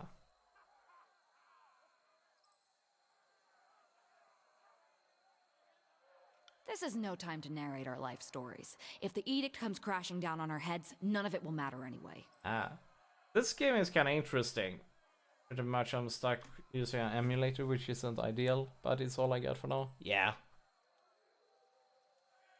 This game is kind of interesting because it's kind of like that you are an important character in a kingdom that very much feels like North Korea. The government controls everything and uses everyone as pawns, and if you disobey, you will die. Well, not entirely as North Korea, but that's a good description of this game. Games, not guys. Ah, some games just won't work for me. Yeah, nice typo. Wanted to play Ridge Racer, but that was the no-go. It's like Sweden. Like Sweden? Nah, not like Sweden. More like China. More like North Korea. China and North Korea. Sounds good. Maybe a bit like Russia as well. I mean, because something that at least here in Sweden is like you can see that, but oh, hey, Russia screwed up.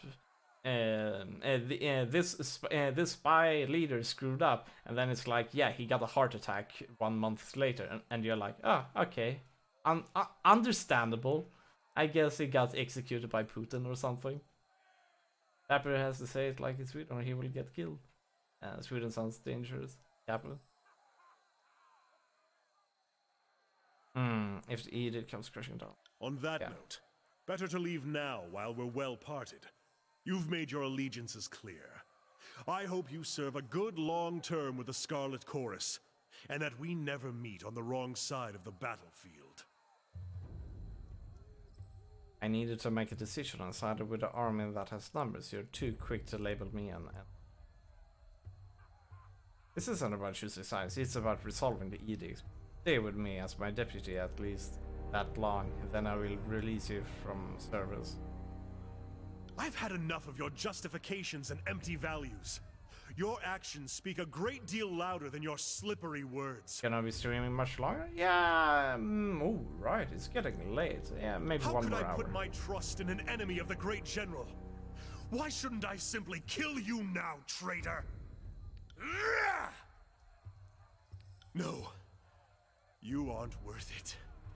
I have too much to accomplish in service to the great general to deal with you now. When we meet in the field of battle, I won't have any reservations about cutting off your breath.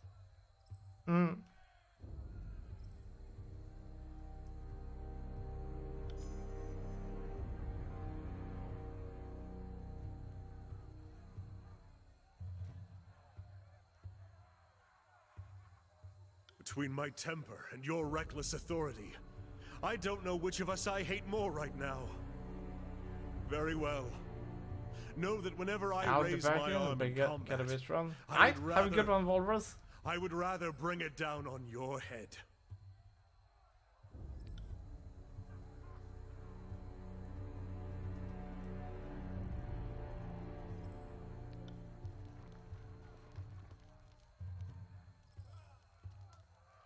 Okay, cool.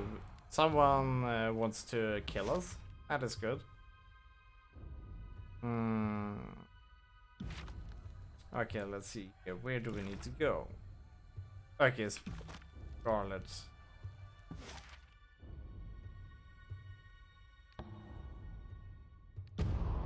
Someone wants to kill us. That is good. Okay, yeah.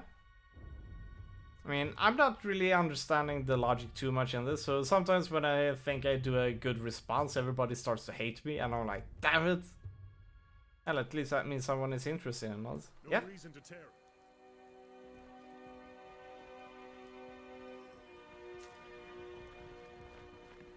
Piss off? Oh, wow. Nice.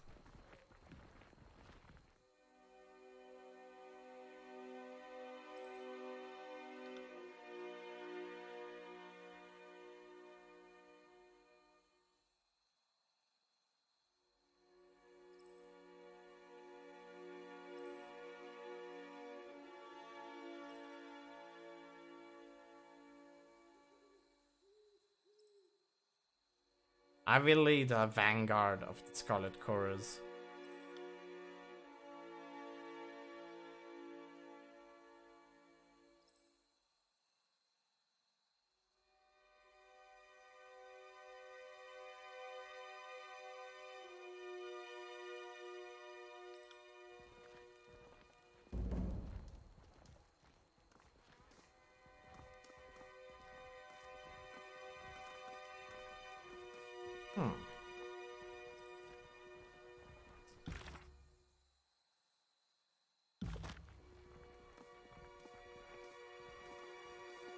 Let's be off.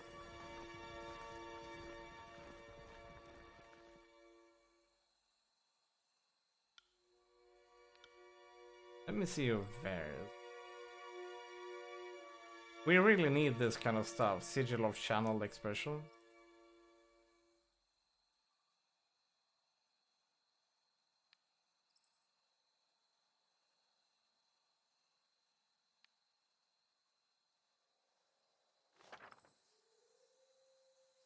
So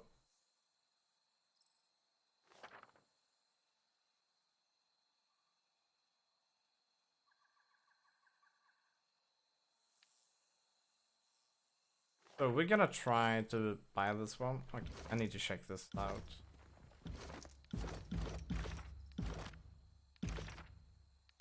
So if I select core,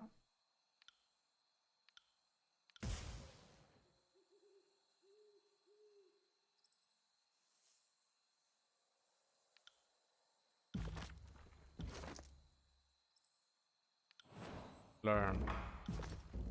Okay, so that's how you do it. And now we can use select accuracy sigil.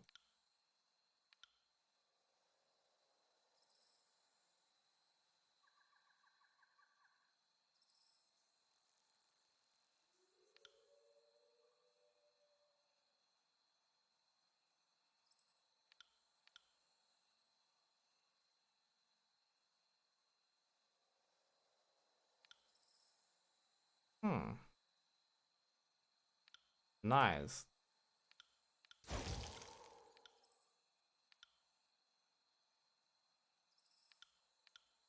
So here I can even update everything.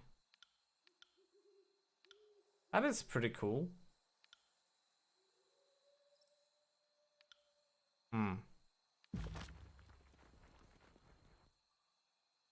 Yes, let me see your wares. Ripper. Sigil of channeled expression. This scroll is used to that affects targets within a cone in front. Okay. Let's use this one. We need that. And let's get the sigil. Oh, so here we can have control fire. That is kind of cool. Oh, that one is fire based as well. We prefer lightning though. That costed pretty much everything that we have. Sell value low to high. Fire is lame. Fire seems kind of cool here because people, you know, you can get people scream and so on because you know they are burning and everything. And that is kind of cool, don't you think?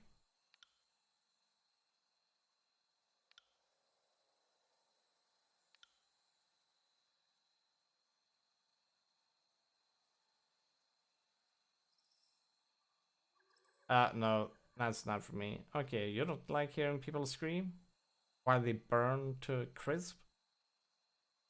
Hmm, interesting.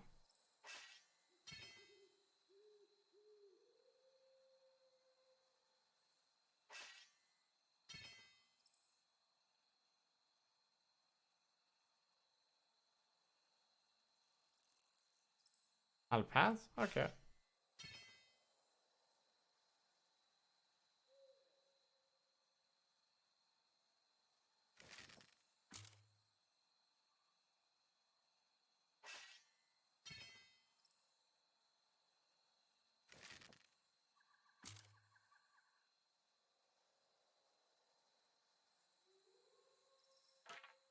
Oh well, let's just do this.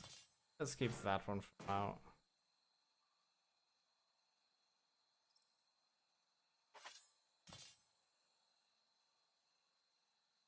Storm's Heart. Is that an upgrade?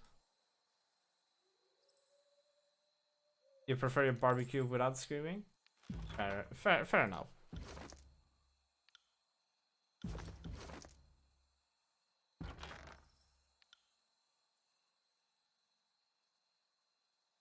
Hey, this one is an upgrade.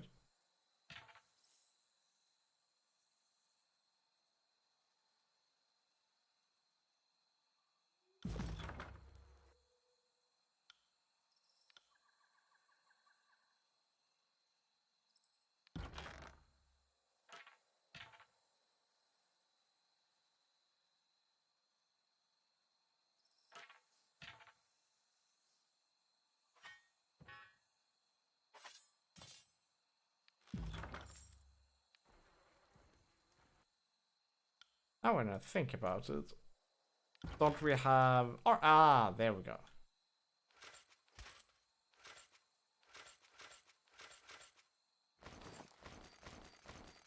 Not too sure about these, so let's keep them for now.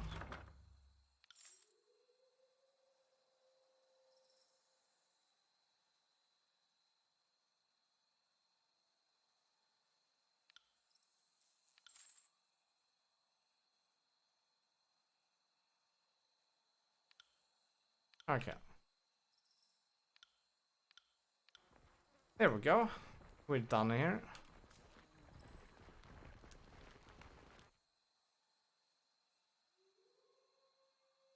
Greetings, worm.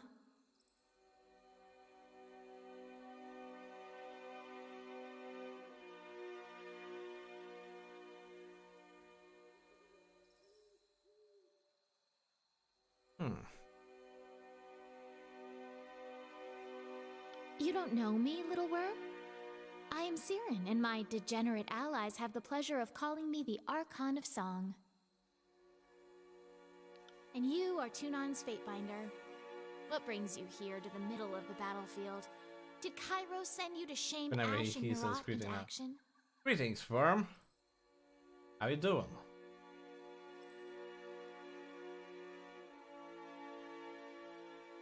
Ash certainly needs someone to dig a heel into his back. If only to distract him from his problem.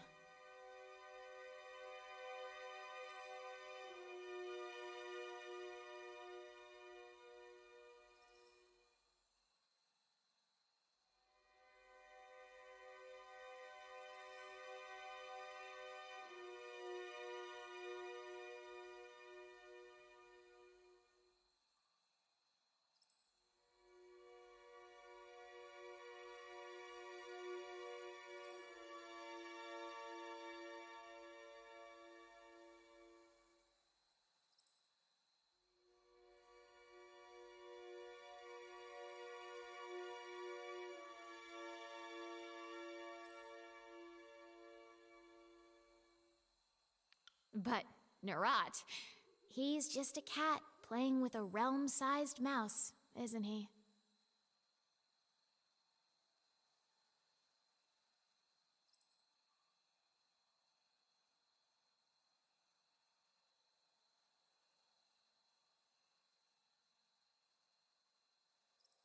Hmm.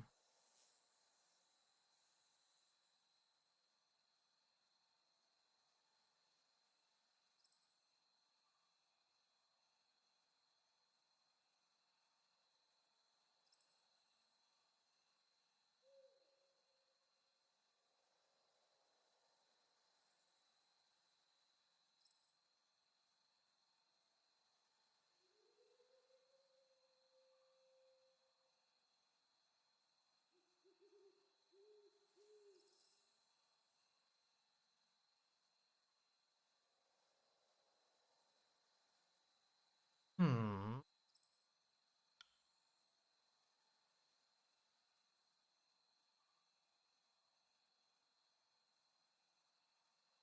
I can't be expected to keep track of all his comings and goings, his plans and secret meetings, his betrayals.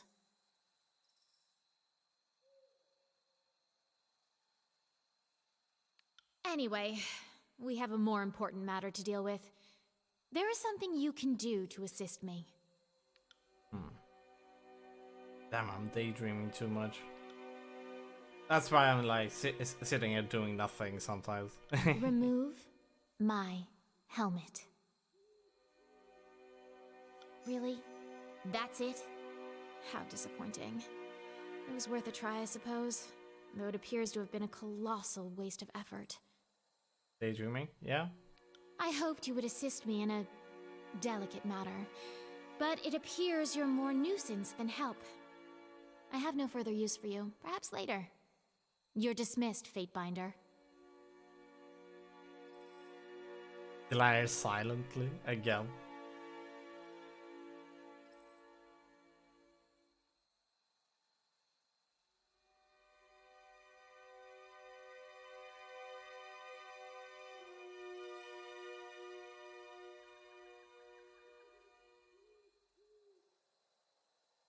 I said dismissed until I have further need of you. Your presence displeases me. For the love of Kairos!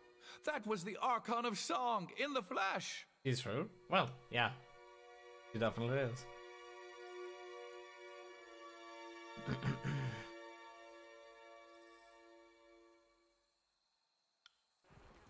Keep walking away. Perfect. I'd have it no other way. I wouldn't help her. Well, if you did help her, you would be punished severely, I wager.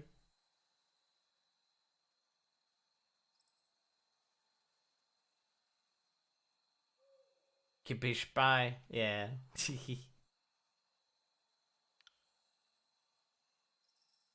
Strong stone stalker.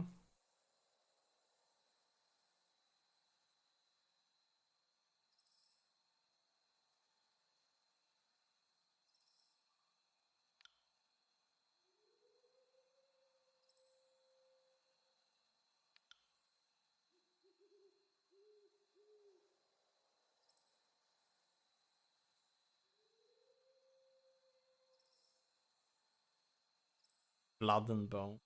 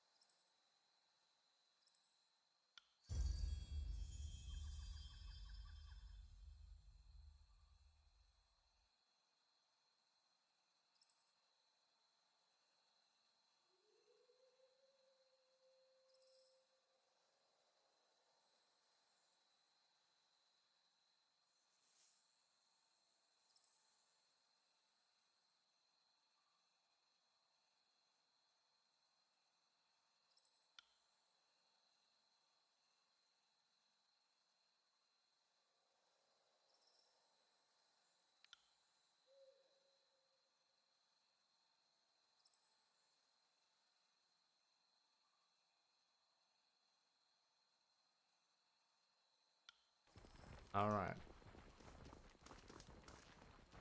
Okay, I think we're done. Almost. I am a bit interested to make a spell here. Oh, right. I haven't read them yet. Learn. Learn. Here we go. Sigil of Lore 40 plus. Okay, that's a cone attack. Then better accuracy. Great.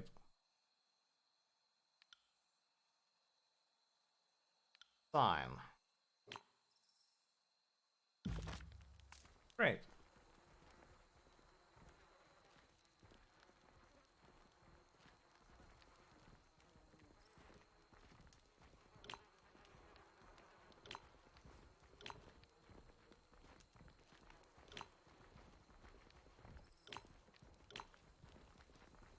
Here we go. I think we're done here.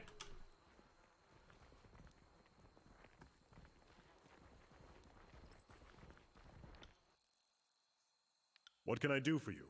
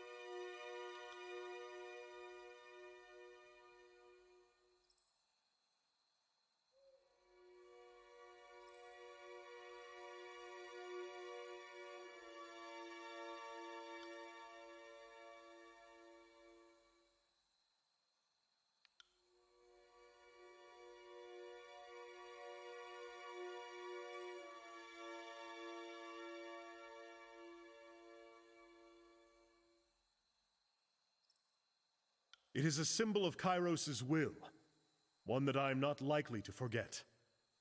I found this armor. Perhaps it would be better to say that it found me during the Edict of Storms.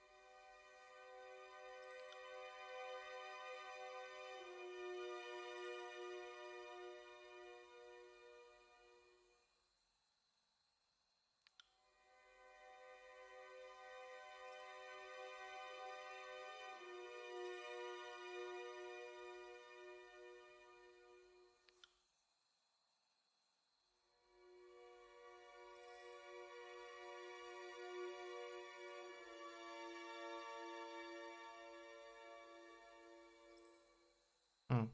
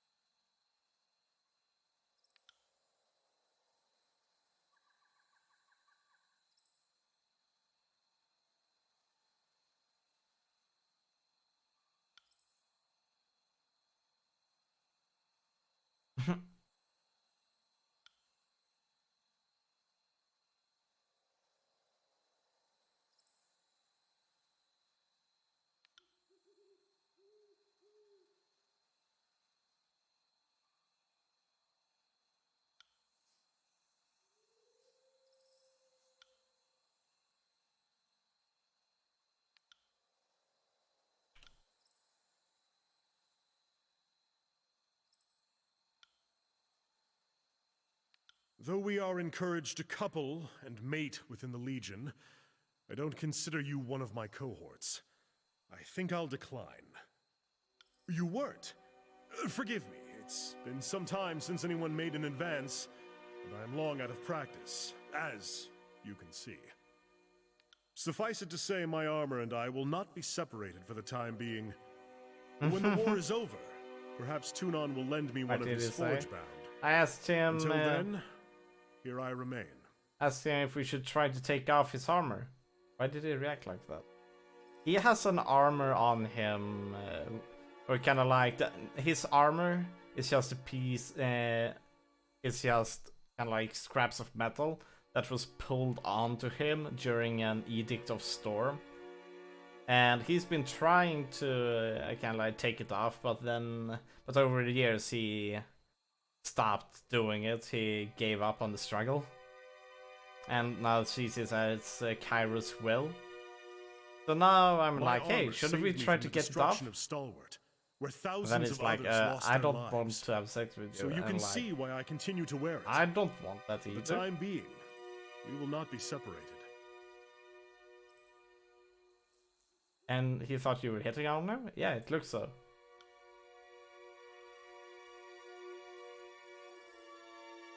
But imagine, he has never been out of that armor for several years.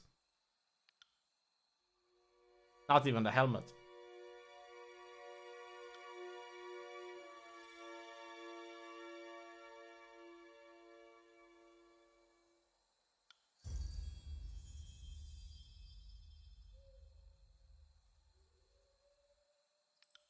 Does he take bath? He can't. The metal rusts. So he cannot take a bath because then it would rust even more, right? I'm not sure.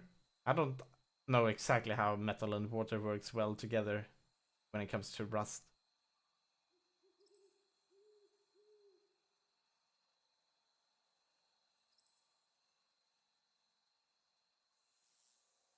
I think the only baths he takes would be the rain when he's out in battle. Is that he doesn't take a bath in years? If he takes a bath, he does it in oil.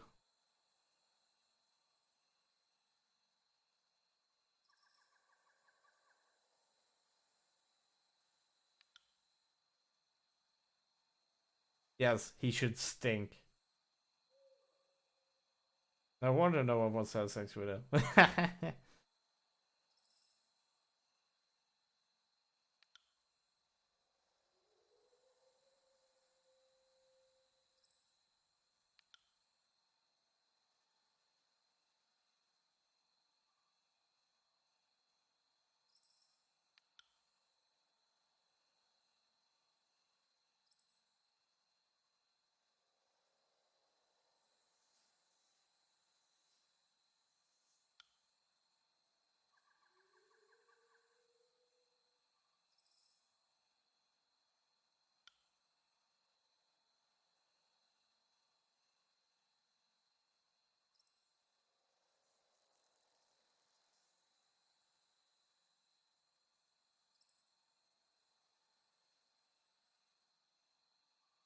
Hmm.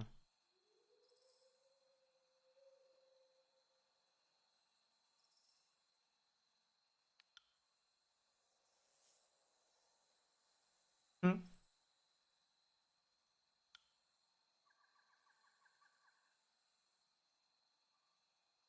How do you vacate your bowels? Oh, let us say I manage and manage poorly.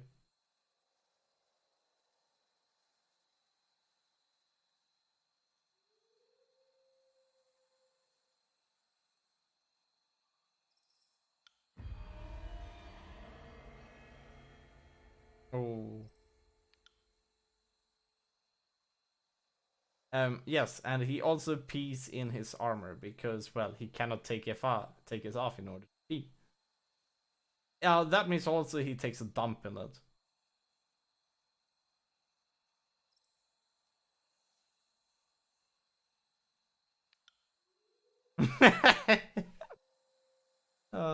That's horrible. Welcome to the jungle.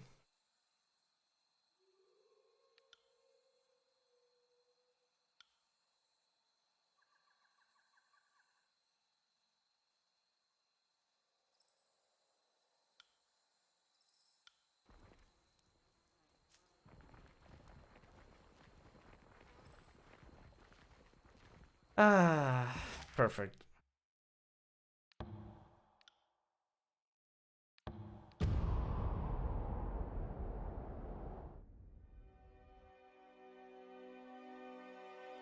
If that man's cursed armor off of him.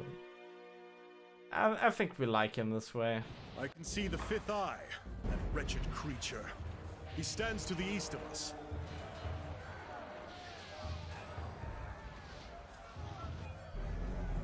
Glory to the voices of Nerat. The mustering song is nearly complete. Soon comes the canticle of slaughter, and we will need the strong. Get out of I think he's going to get out of the party because either he will try to kill us or we kill him.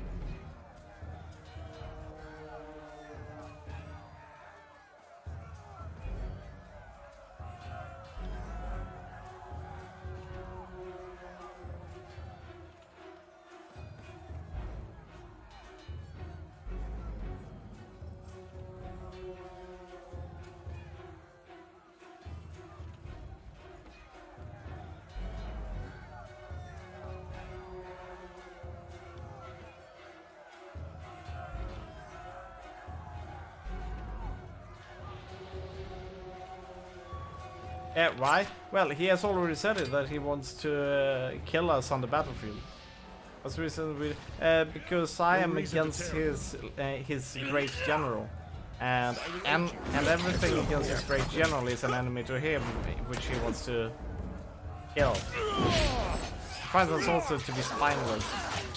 Oh, I think he won't go through with that. Me neither.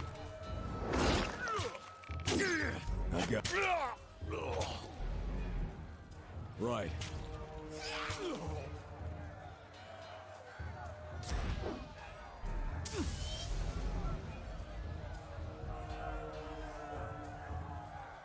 Faster and stronger.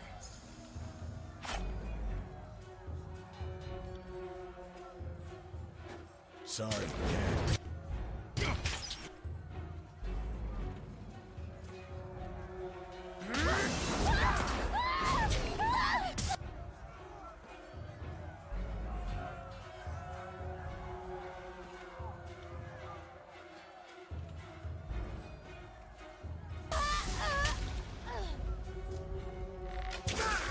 Oh.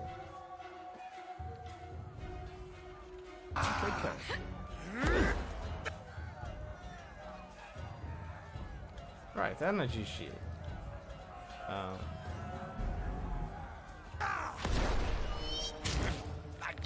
injured. I think you won't go through with that. Yeah, me neither. I mean, he's going to die. Painful death. On your knee. He's worm.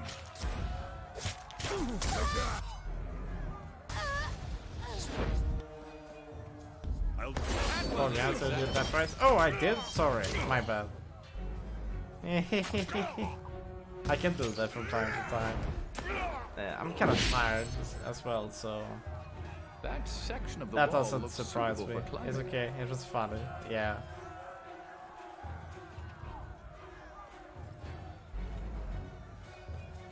This is why people should sleep. People is necessary. People. Sleep is necessary.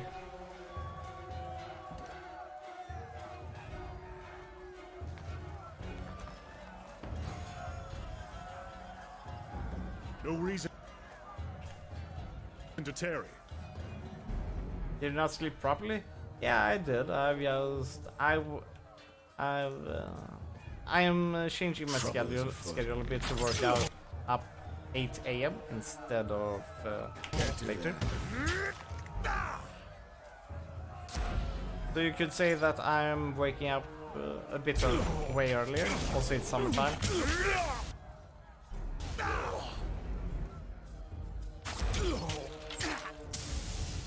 Because of that, of course, we will be doing. No reason to tarry. Because I'm not sick anymore. That's young why. Of course. I'm fixing my sleeping schedules a bit.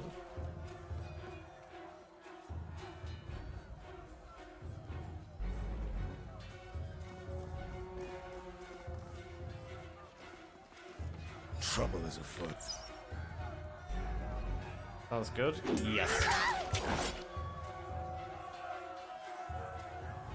Good to know you're not sick. Can't do that. Yeah, I think it's. I think we're done with it. With the sickness part. I'll hit you twice as hard next time. See? Did you hear that? That thing. So good. Oh. Kids, you might learn something. Uh-oh. Interesting.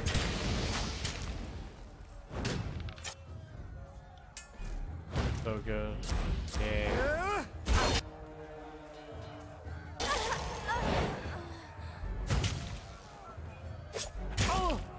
Let's make them burn a bit more. Oh, I missed. Oh, nice. What happens if we beat this game tomorrow? That's not gonna happen. That's not gonna happen.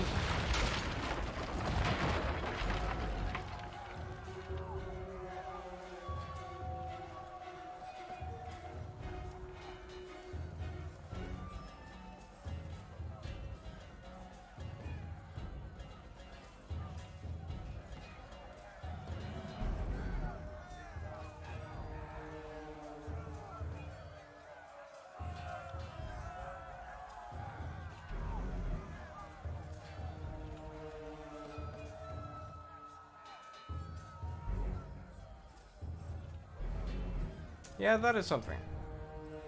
I should definitely try to get a haircut tomorrow. It must happen.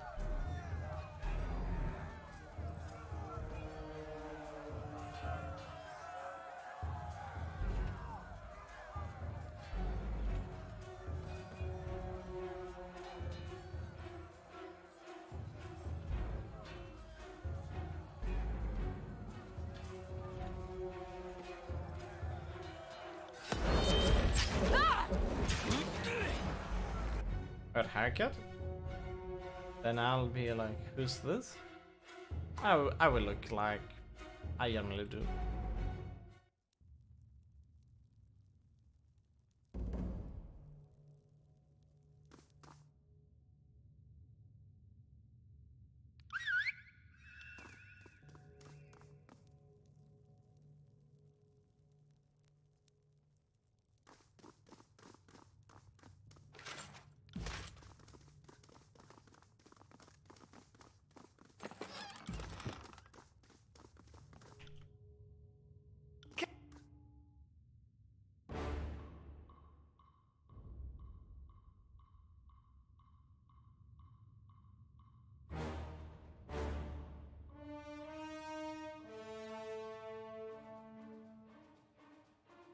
Come at me, brave me.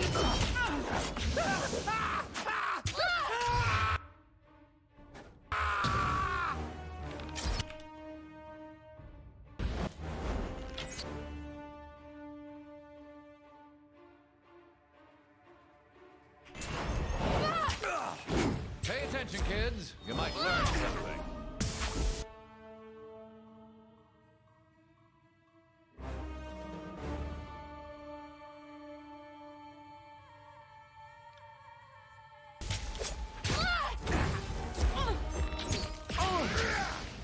Await my signal.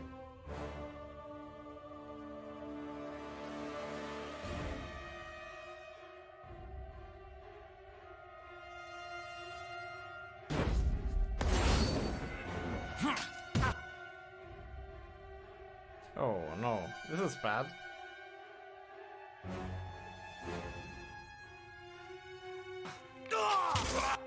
Okay, that is dealt with. Ah, push you away.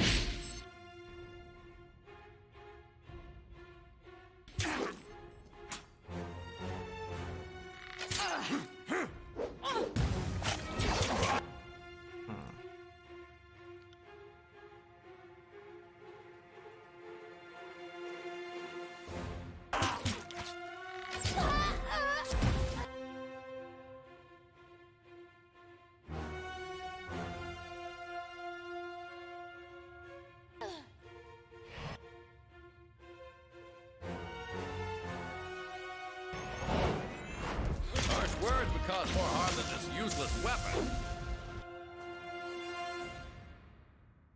I feel like it's watermelon, but it isn't watermelon season anymore. Yeah, watermelon is so awesome, isn't it?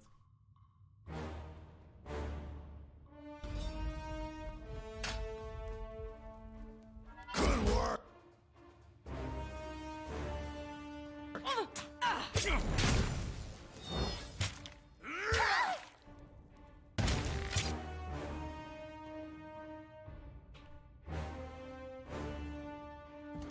Oh.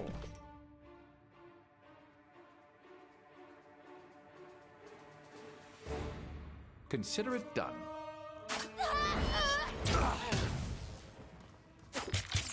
Can't feel my... I got it. Nice.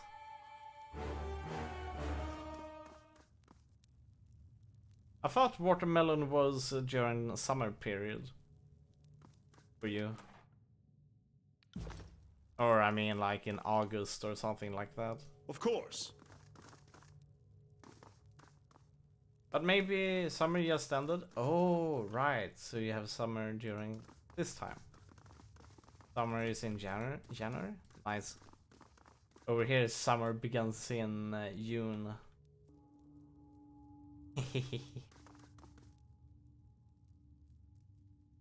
No I'm not here to.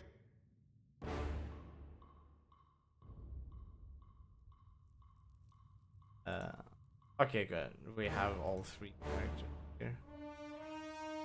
Did I have December, January, February, March, I think. Cool.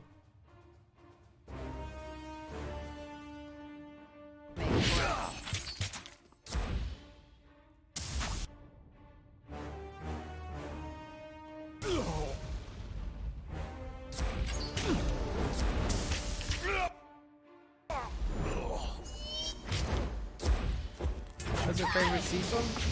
I like all of them. They are all good in for their own different reasons. That's the thing.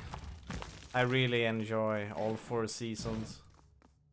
You know, I kind of like autumn because you know you have this cozy. It rains a lot. It's pretty gray, so it's kind of like the perfect sitting inside and gaming season. And then you have the winter where everything sparkles pretty in the snow and so on. Everything just feels nice and it's cold outside, which I like. So, you know, I like winter. And then you have spring when everything, you know, after you have had all of this cold and grayness and darkness, everything starts to flourish up, new flowers popping up and so on. And you feel that fresh spring smell going on, like grass, flowers and so on. It's so nice.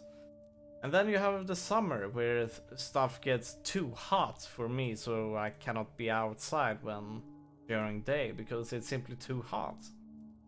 But still, it's so, you know, it's sunny, it's warm, it has those incredibly awesome warm evenings. I really like the evenings during the summer. It's some of the, you know, overall I just like everything about the seasons. I'm kind of like made for the Swedish seasons and so on. Most Swedes are like, I only like summer, I don't like anything else. It is so terrible to live in Sweden. The summers are too short. I should move to Spain or something. They are like that. Most Swedes. And I'm like, what the hell is wrong with you? And for the Swedish matter, yeah?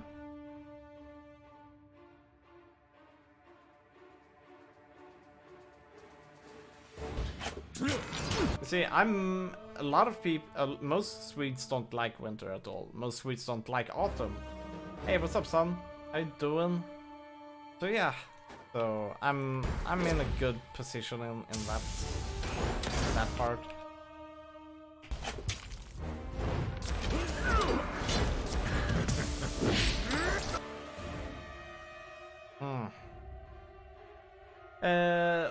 Autumn. If you like winter, do you like when it's minus 17 Celsius degrees? To be fair, most Swedes are Swedish. Ah, Swedes is a slang word for Swedish, yeah.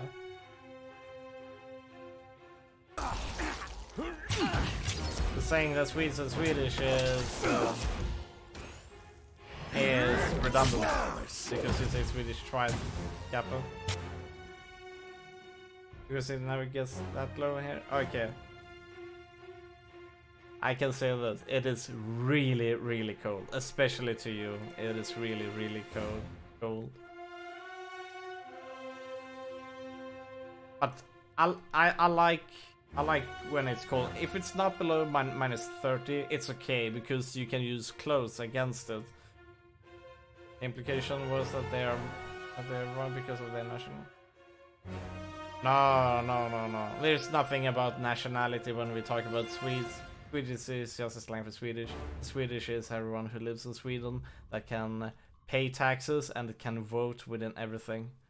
So from there on out, origins, nationality is completely irrelevant. That is at least my take on it. A lot of Swedes don't have the same what to call it? Same perspective upon that. On it. But they're silly, and they haven't spent enough time with philosophy and so on, I'd say.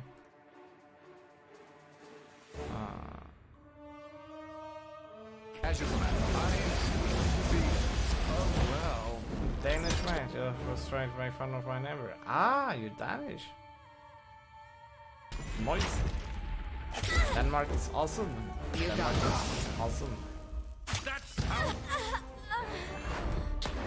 Oh, You got it. here we go. I'd have That sounded painful.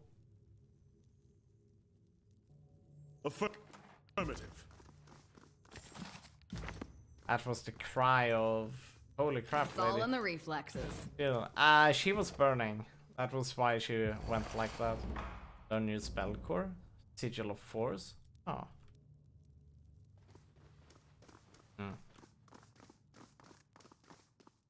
Let's save, just in case. Let's be off. That was extra. That was so extra. It was actually funny. Capo. As you approach company of Veteran Guard, you see Varya among the honor guard.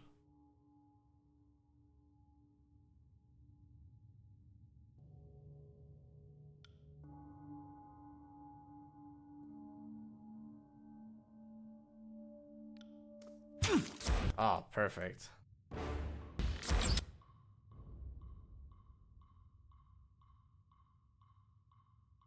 Now I totally like the screaming. Yeah.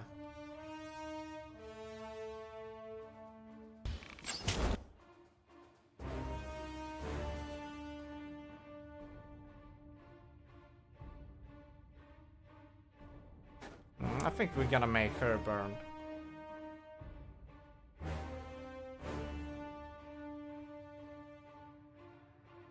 Not happening. There we go.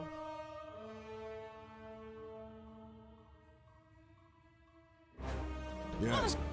Here we go. Can I hit them both? Yes. Oh, what? Really? Ah. Oh well, let's do that anyways. Control lightning for the will. I'll take it. For the queen. Yeah.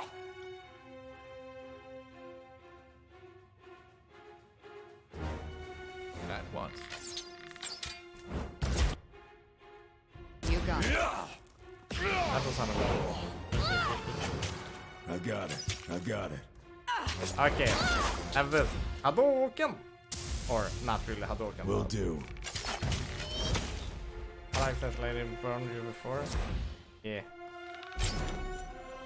Not where did all this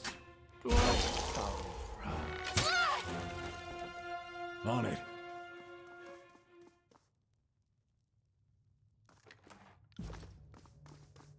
So let's check in here. I thought I saw something blue. Okay, I guess.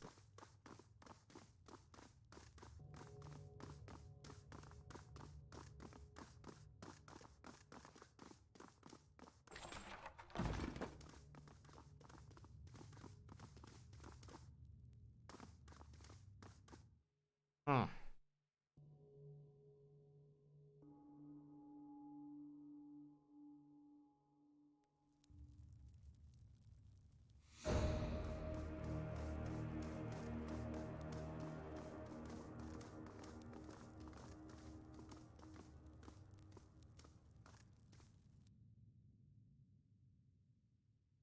So you're the vanguard of Kairos conquest. Not as tall as I imagined, but we can't all choose our executioners. Already, word of our defiance spreads throughout the lands. You are 7 kinds of stupid if you think our war ends here. Though your lives will certainly end here in Ascension Hall. Consider yourself fortunate some of the finest rulers of Apex met death by duel in this hallowed hall. Surely there's no finer place to settle an intractable feud. Sisters, brothers, it has been a privilege to lead and an honor to share in your final days. Seems your uprising amounted to nothing but dead kinsmen. You're bringing a lot of magic to fight directly beneath the spire. Trying to bury us all, just what sort of inbred fool are you? That's a risk I'm willing to take. People are assholes in this game. Yep. Get back here! Harry shouts at a fleeing sage. What was I thinking bringing cowardly scribes to a sword fight? Ebb was right about a lot of you. Sisters, brothers, it has been a privilege to lead and an honor to share in your final day. What did you hope to gain from this rebellion? Seems your uprising amounted to nothing but dead kinsmen. And what did taking Vengeance Well cost you? How many disfavored corpses rust in the valley? How many Equar men fell to our blaze? How goes the endless battle of the blades of the Blade Grave? While you deal with us here. And tell me, are the Archons unified in victory? Did our armies bond in Commentary over our deaths? Our stand here is the first of your problems.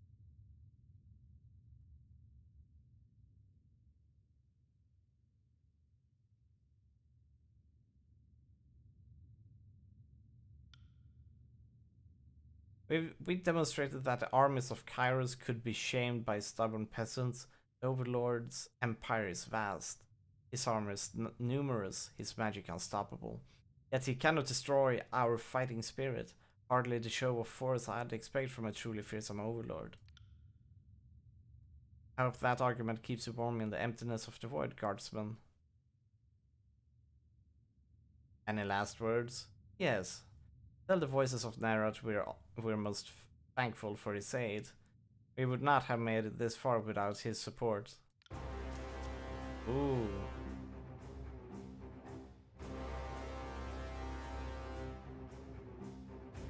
I see.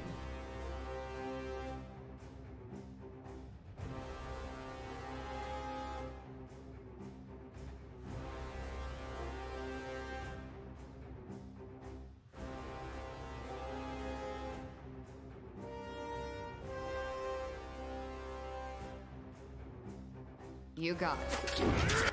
Oh.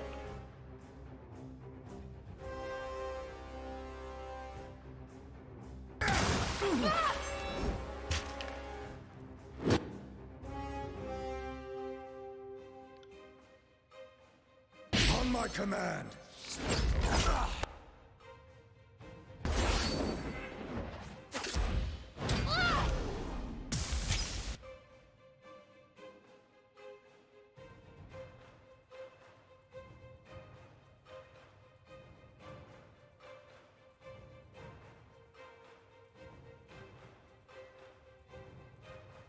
As you command.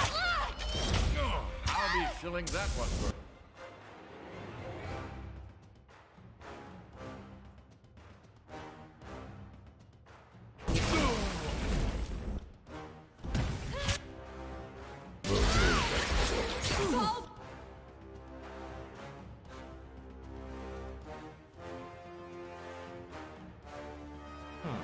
I kinda low on HP här.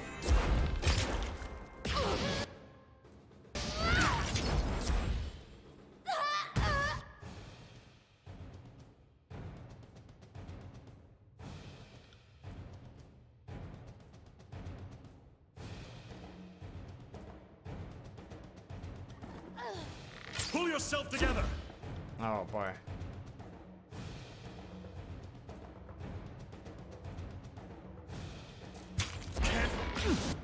Move!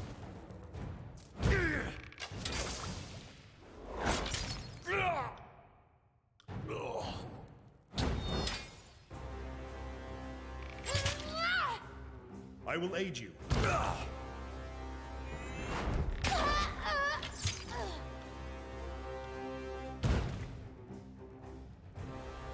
Not a problem, boss.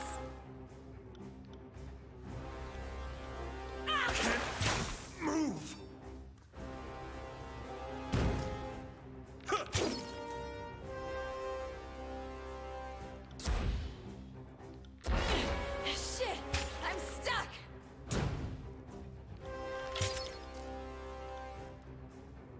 Won't happen. There we go.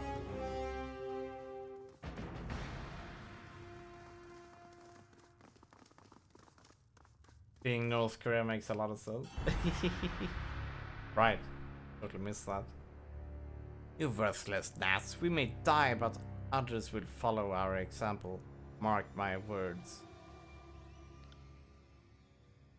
If I crush them all. Now that's how it's done, Fate Binder.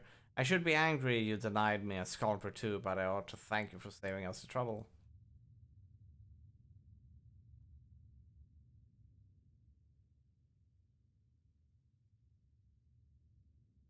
Betray Alliance. Now you arrive. I shed blood to take Ascension hold this place, the spire, the valleys. Fine, all of you. Well, betray Alliance. I should not betray the Alliance.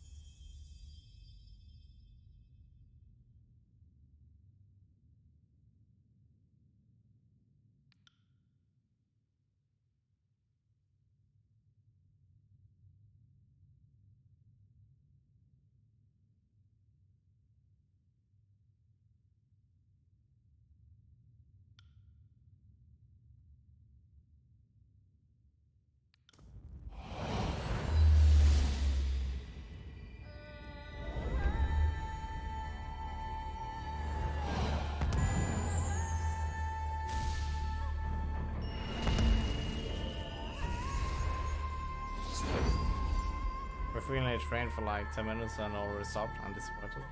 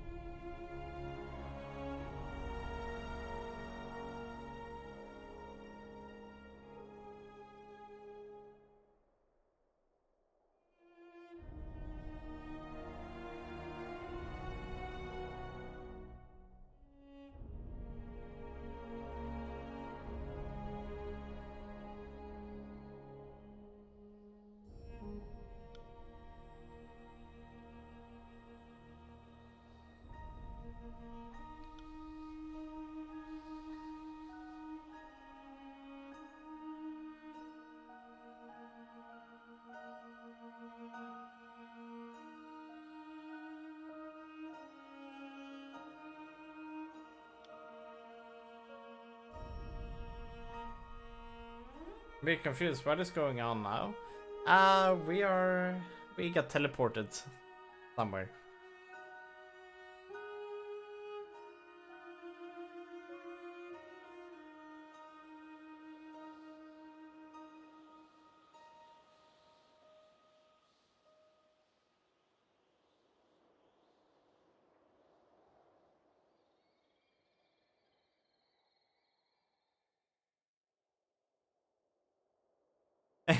point to Ari.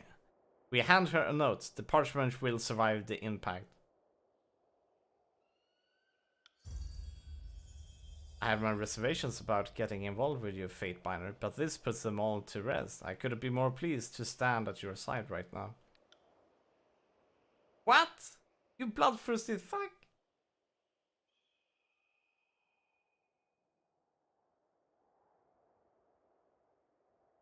Galantry, take a dictation, please.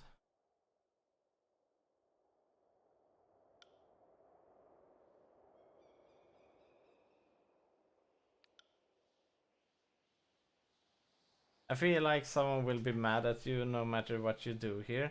Yeah, exactly. But this is the part. Now we are writing a message. We will tie it to Tarkis Ari, one of the traitors, the leaders. And we are going to throw her down. And people will be like, huh? There's a letter here. And like, oh, okay, we have taken control over this battle. Like, okay, you heard everybody. Let's move on. We're done here. Tuck the note in Ari's gauntlet. Push her off the edge. Wait, isn't she going to die? Well, of course, but she's meant to die, and you know, she will be executed. This is her execution. Here, tuck the note in Ari's gauntlet. Push her off the edge.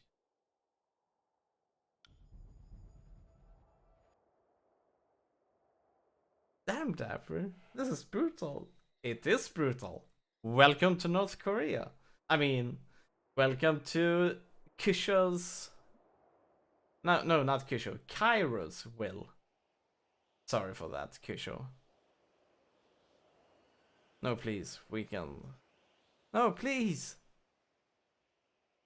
Eventually the sun's fades, drowned out by the whipping winds.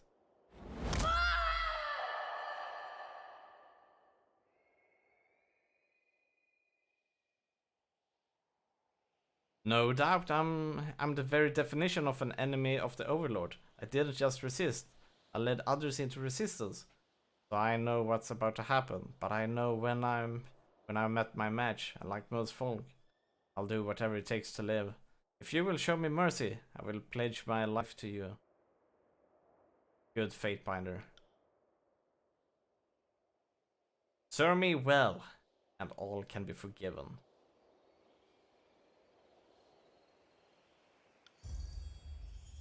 If you will have my fealty, it is yours. I, Ebb of the Tidecasters, do hereby pledge my life and loyalty to Dapper.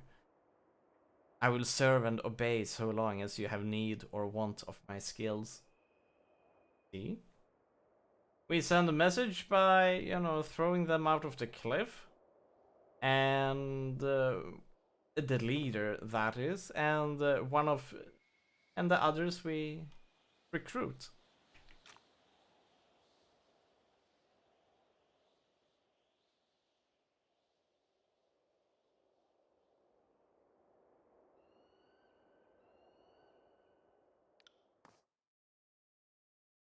But yeah, I must say, this game is brutal. Remember when I said, this game is brutal. I was not kidding around. This game is even more brutal than I imagined. I mean, I could see that this kind of option here about we were up here and we gave her a message and she fell down here. You know, imagine that fall. Just for sending a message to your captains because you don't know how to get down.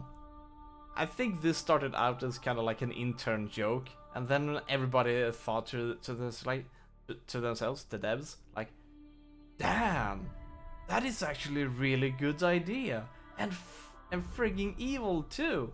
Let's do it, you know. Vendrian's well has fallen. For the second time since the conquest began, Kairos armies take the citadel from its defenders. With your help, the Vendrian Guard rebellion has been crushed.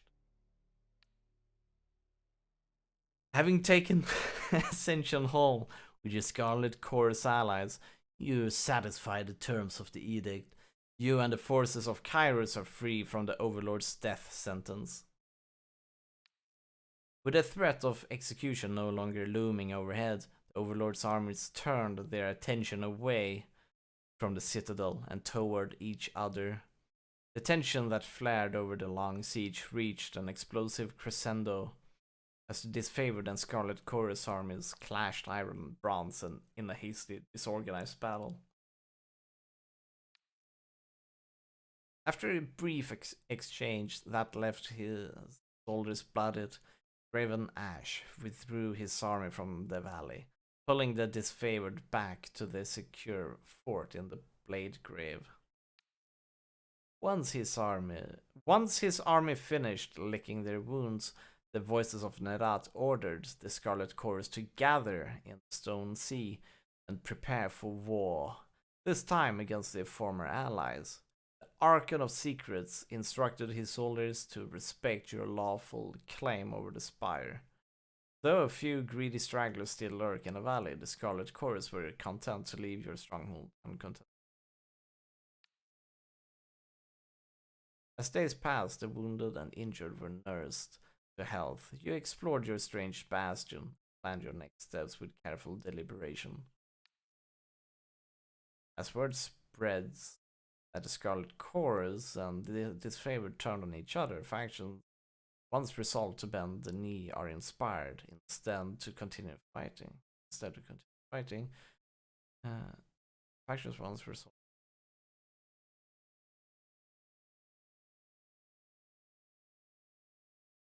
Oh, okay. Factions once resolved to bend the knee are inspired to continue fighting. Arca's feud has heralded the collapse of Kairos' offensive. Chunon, the Archon of Justice, observes the chaos and discord spreading across the land. The Archon summons his Fatebinders to return court at the Bastard City and report on his actions on Vendrian's Vel.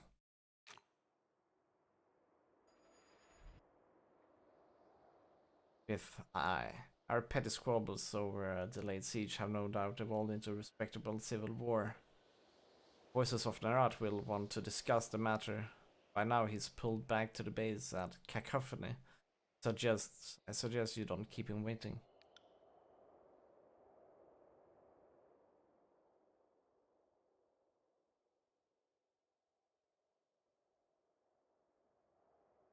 Move their bones into the shape of a glaring eye. I will join you at Cacophony as soon as I speak with you. Do that. Voices of Nerat loves to entertain new guests, and I'm sure he will find you quite diverting. He's seeing you, Fatebinder.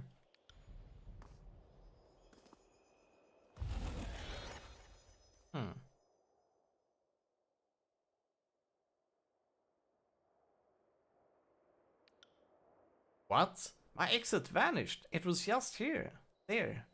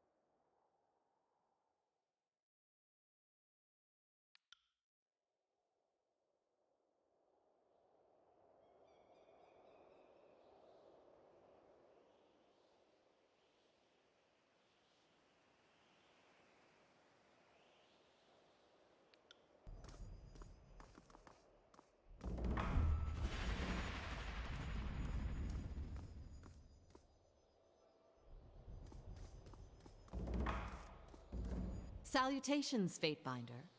Or should I now call you Lord of Vendrian's Well? The Spire King? Prince of the suggestive vertical slab. That is how I met you, so that's how it's gonna stick in my mind. So if I might ask, what is your plan now? The edict no longer looms overhead, and Kairos' conquest of the Tears seems to be slipping. What with the armies and civil war. First order of business, I should speak with Tunon. I would counsel you to do just that. I'm sure the events of Vendrian's Well are best explained from your mouth to Tunon's ears. Furthermore, I'd guess the Archon of Justice would want to know your take on the Archons and their divide.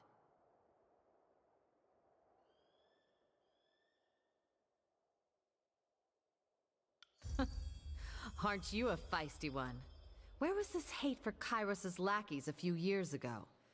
You seem so very eager to turn on your old allies. But I'm not one to criticize. I think it's wise to lean into the winds of change.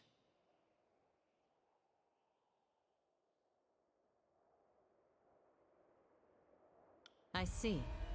I'm sure there's little I can do to persuade you otherwise. Just consider that the people of the Tears will someday bow to Kairos. Why not have them bow to you instead? Well, short of Tunon giving you orders on pain of death, whatever you decide, I'm at your disposal. And I am thankful to not be a bloody pile of offal in Vendrian's Well. Life under your banner will, I'm sure, prove most interesting.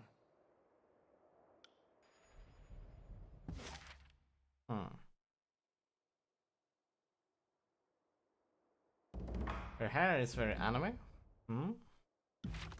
Oh yeah, definitely. Oh. See. Here. Should I investigate the fire, find a way to let...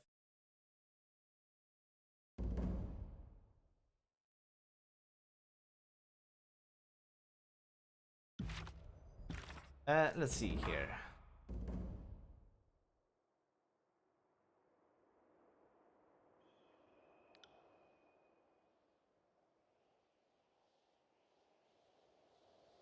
Ah, Bastard City.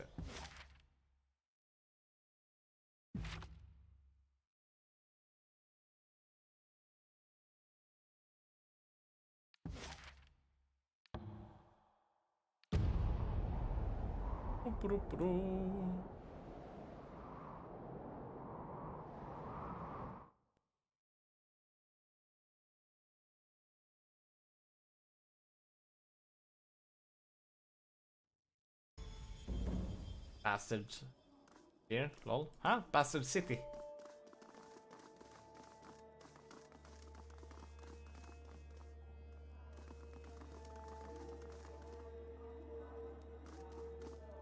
He will not be very pleased with us, in a sense, I think.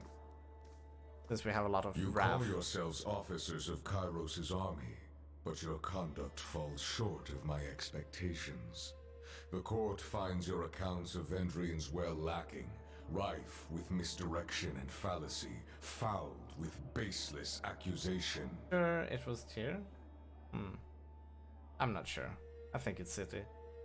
But you never know.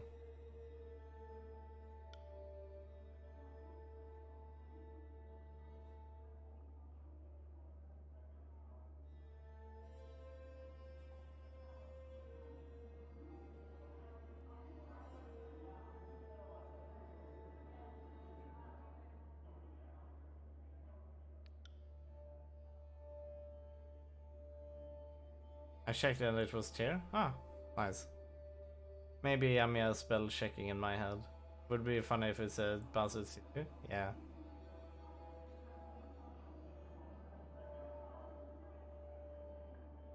Silence. The contradictions in your statements will be examined, and falsities threshed from truths. If we find you have perjured yourselves, Bled and Mark will see to your fate. Bled and Mark is Kairos' knife in the shadows. Unseen drop of poison that enforces Overlord's will.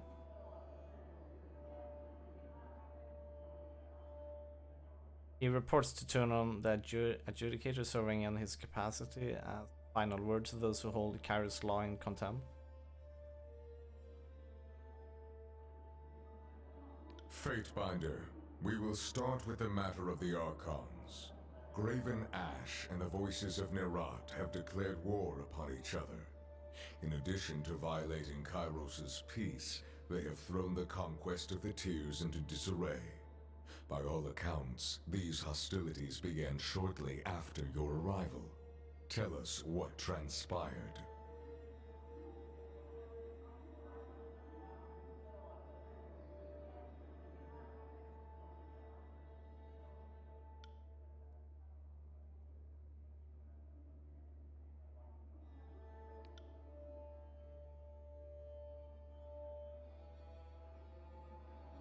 The Fatebinder presents testimony.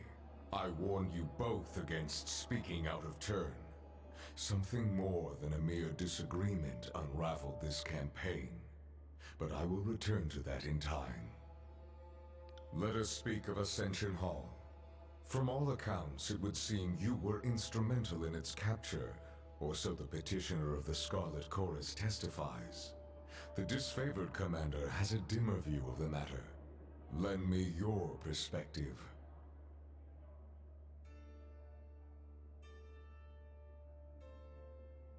The edict meant certain doom if the siege failed. So why, when your survival depended on it, did you join your strength to the Scarlet Chorus and not the elite disfavored?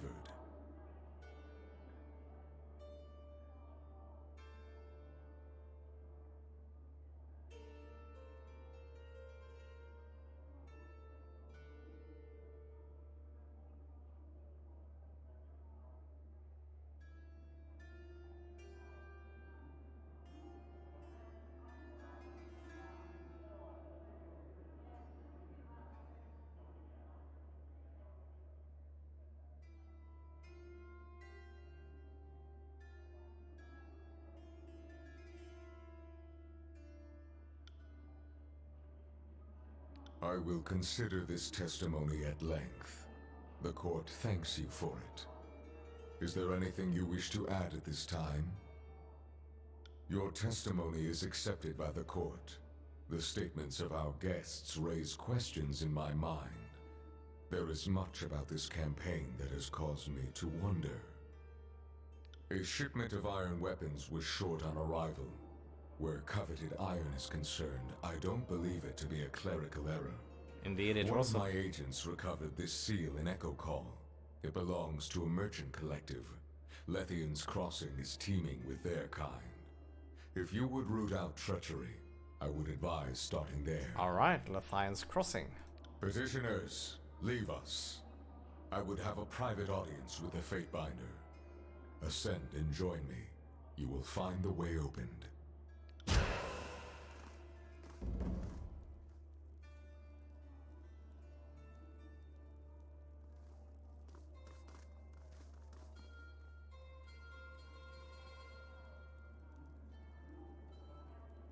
Now this is actually the first time I've talked to this dude. Before we weren't as respectable of him, but now he seems a bit cooler than what he did before. This civil war, this feud, is an insult to Kairos' peace. It should not have taken the better part of a year to silence the last vestiges of the Oathbreakers.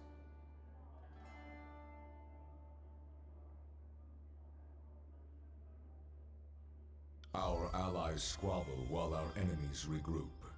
It falls upon the court to measure the extent of the damage, and to execute the agents of disorder.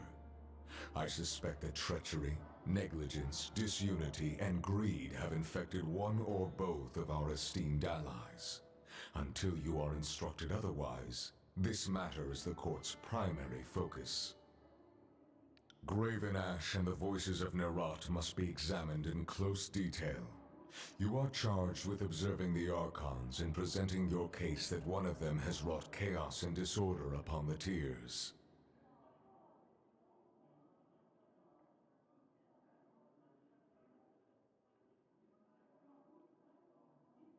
As always, you will be held accountable for what you do in the court's name.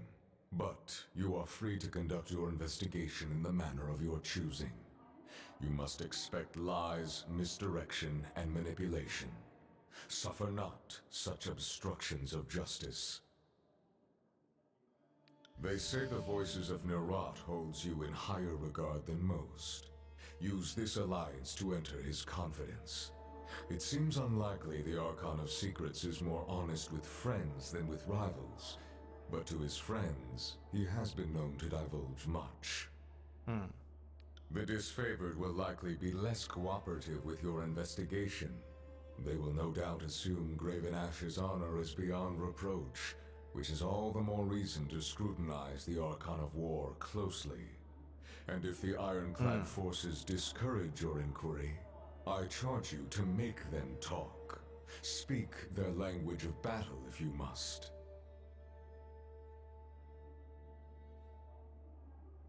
Alright. Speak with the Archon.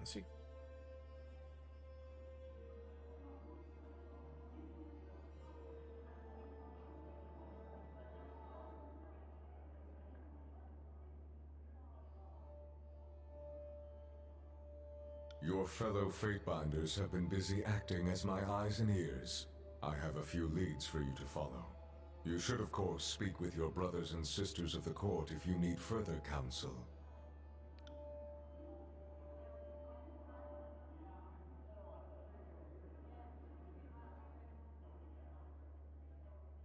The Oathbreakers were reported to be using iron armaments, more than they might acquire from looting what few disfavored they killed. Any iron in the tiers not rusted through was made by forge-bound hands in Lethian's Crossing. Between craftsman and quartermaster, someone let iron fall into enemy hands. Investigate this matter and bring the thieves to justice. There is a final matter to discuss. A sensitive topic.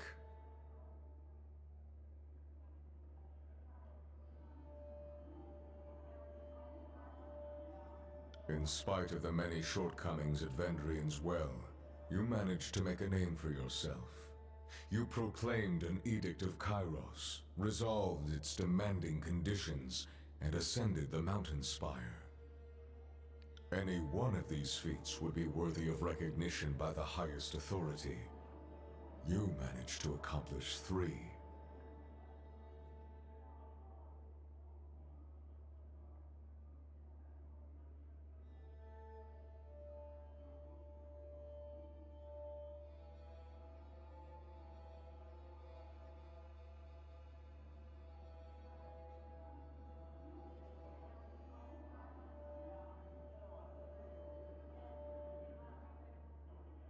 Your sense of obligation to your role is admirable, but modesty will not recommend you to the task ahead. Whether by design or by accident, you have captured the attention of Kairos' army and the local tiersmen alike. This is no small opportunity, and the court charges you with exploiting your new standing to its fullest potential. You have a title in our hierarchy. However, it's probably because I'm reading. One's standing in the world is determined by their infamy, their deeds, and how they come to be known. Mind this notion as you bring justice to this lawless frontier. There may come a time when your deeds speak for you louder than any title. No, it's the lower part of the screen, so I cannot like need like this. Looks like you were almost closing eyes. Dang, really? And here I was just reading. It probably does look like it because I kind of like need to look down here. We do it like this. Probably. These like letters are small in this game. Ah, they aren't so small. Whatever you did to capture the attention of the masses at Vendrian's Well, I would encourage you to do so again.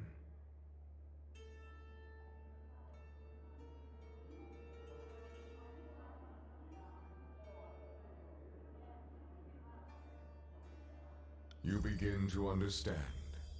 Whether your acts are favorable or heinous, it falls to you to bring greatness to this campaign. Yes, only results matter, right? At You least are dismissed. Should the court have need of your presence, you will receive word. Go forth and do my bidding, and bring glory and honor to the tears in Kairos' name. So far, I like the style of this game. I mean, On it. with the story and so on. Graven Ash The only thing protects. which is like, it's a, the frame, stuttering and so on when you're moving around the camera, but that's about it. It's not smooth. That's my only complaint. See, that is my only complaint so far, anyways. That's not a lot. Normally I have a lot of complaints. Or not complaints, but more remarks and criticism. But to some that would be complaints. So sure. Sided with the Scarlet Chorus, huh? You like secrets and trickery. I don't need more morals to win a war. Time was soft essence, but Ash was slow to act. Sided with the Arkham that could ensure my survival.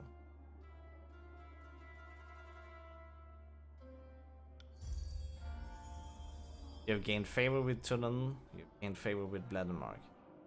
It's not surprising that he would be cautious. Ash's Legion has warred without reinforcements for years, unlike the Voices. When his soldiers die, his army dwindles. How dare you insert complaints here.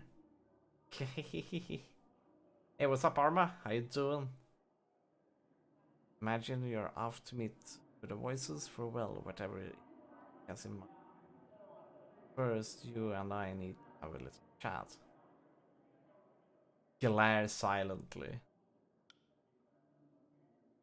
Everyone's keeping an eye on you because you did something nobody has done before. I'm the first Fatebinder to proclaim 2 edicts.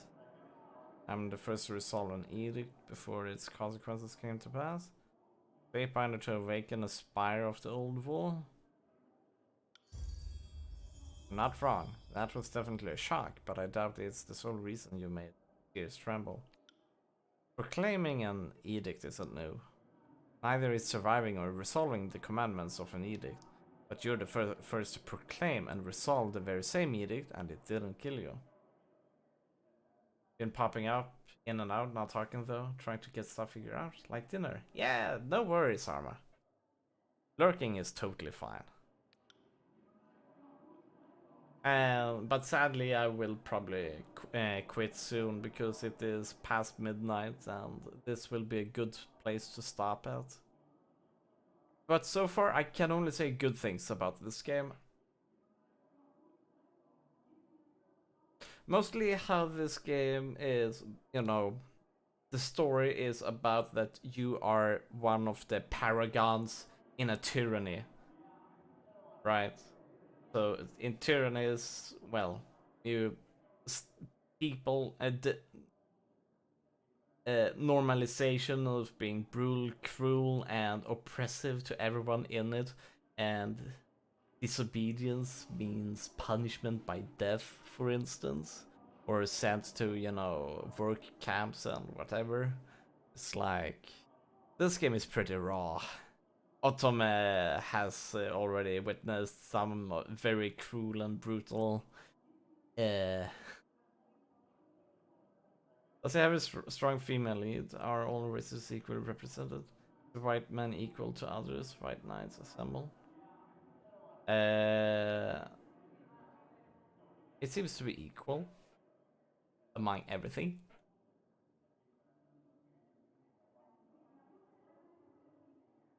Just look at Bledenmark. As I said earlier, I was very interested in this game. I've seen it a bit here and there in the past. Yeah. I'm not sure. This game might not be as long as other games, but from what I've seen of this game, I really like this one. So we will see. Once I beat the game. Once I beat the game, I can tell you. I mean, after this weekend, I might be able to have an accurate opinion of what I think of the game. Now I can only say my first impressions of the game. The first impression is, I really like this game so far. it is a strong game so far.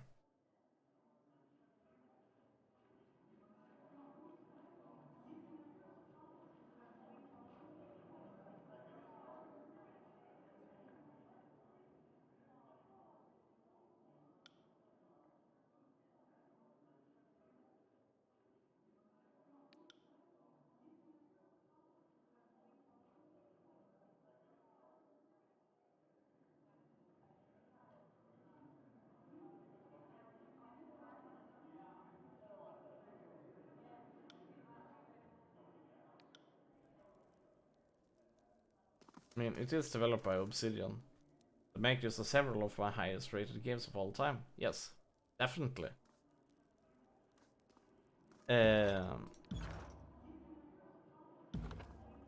I'd say that for you know for this kind of genre, it is by far one of the best ones.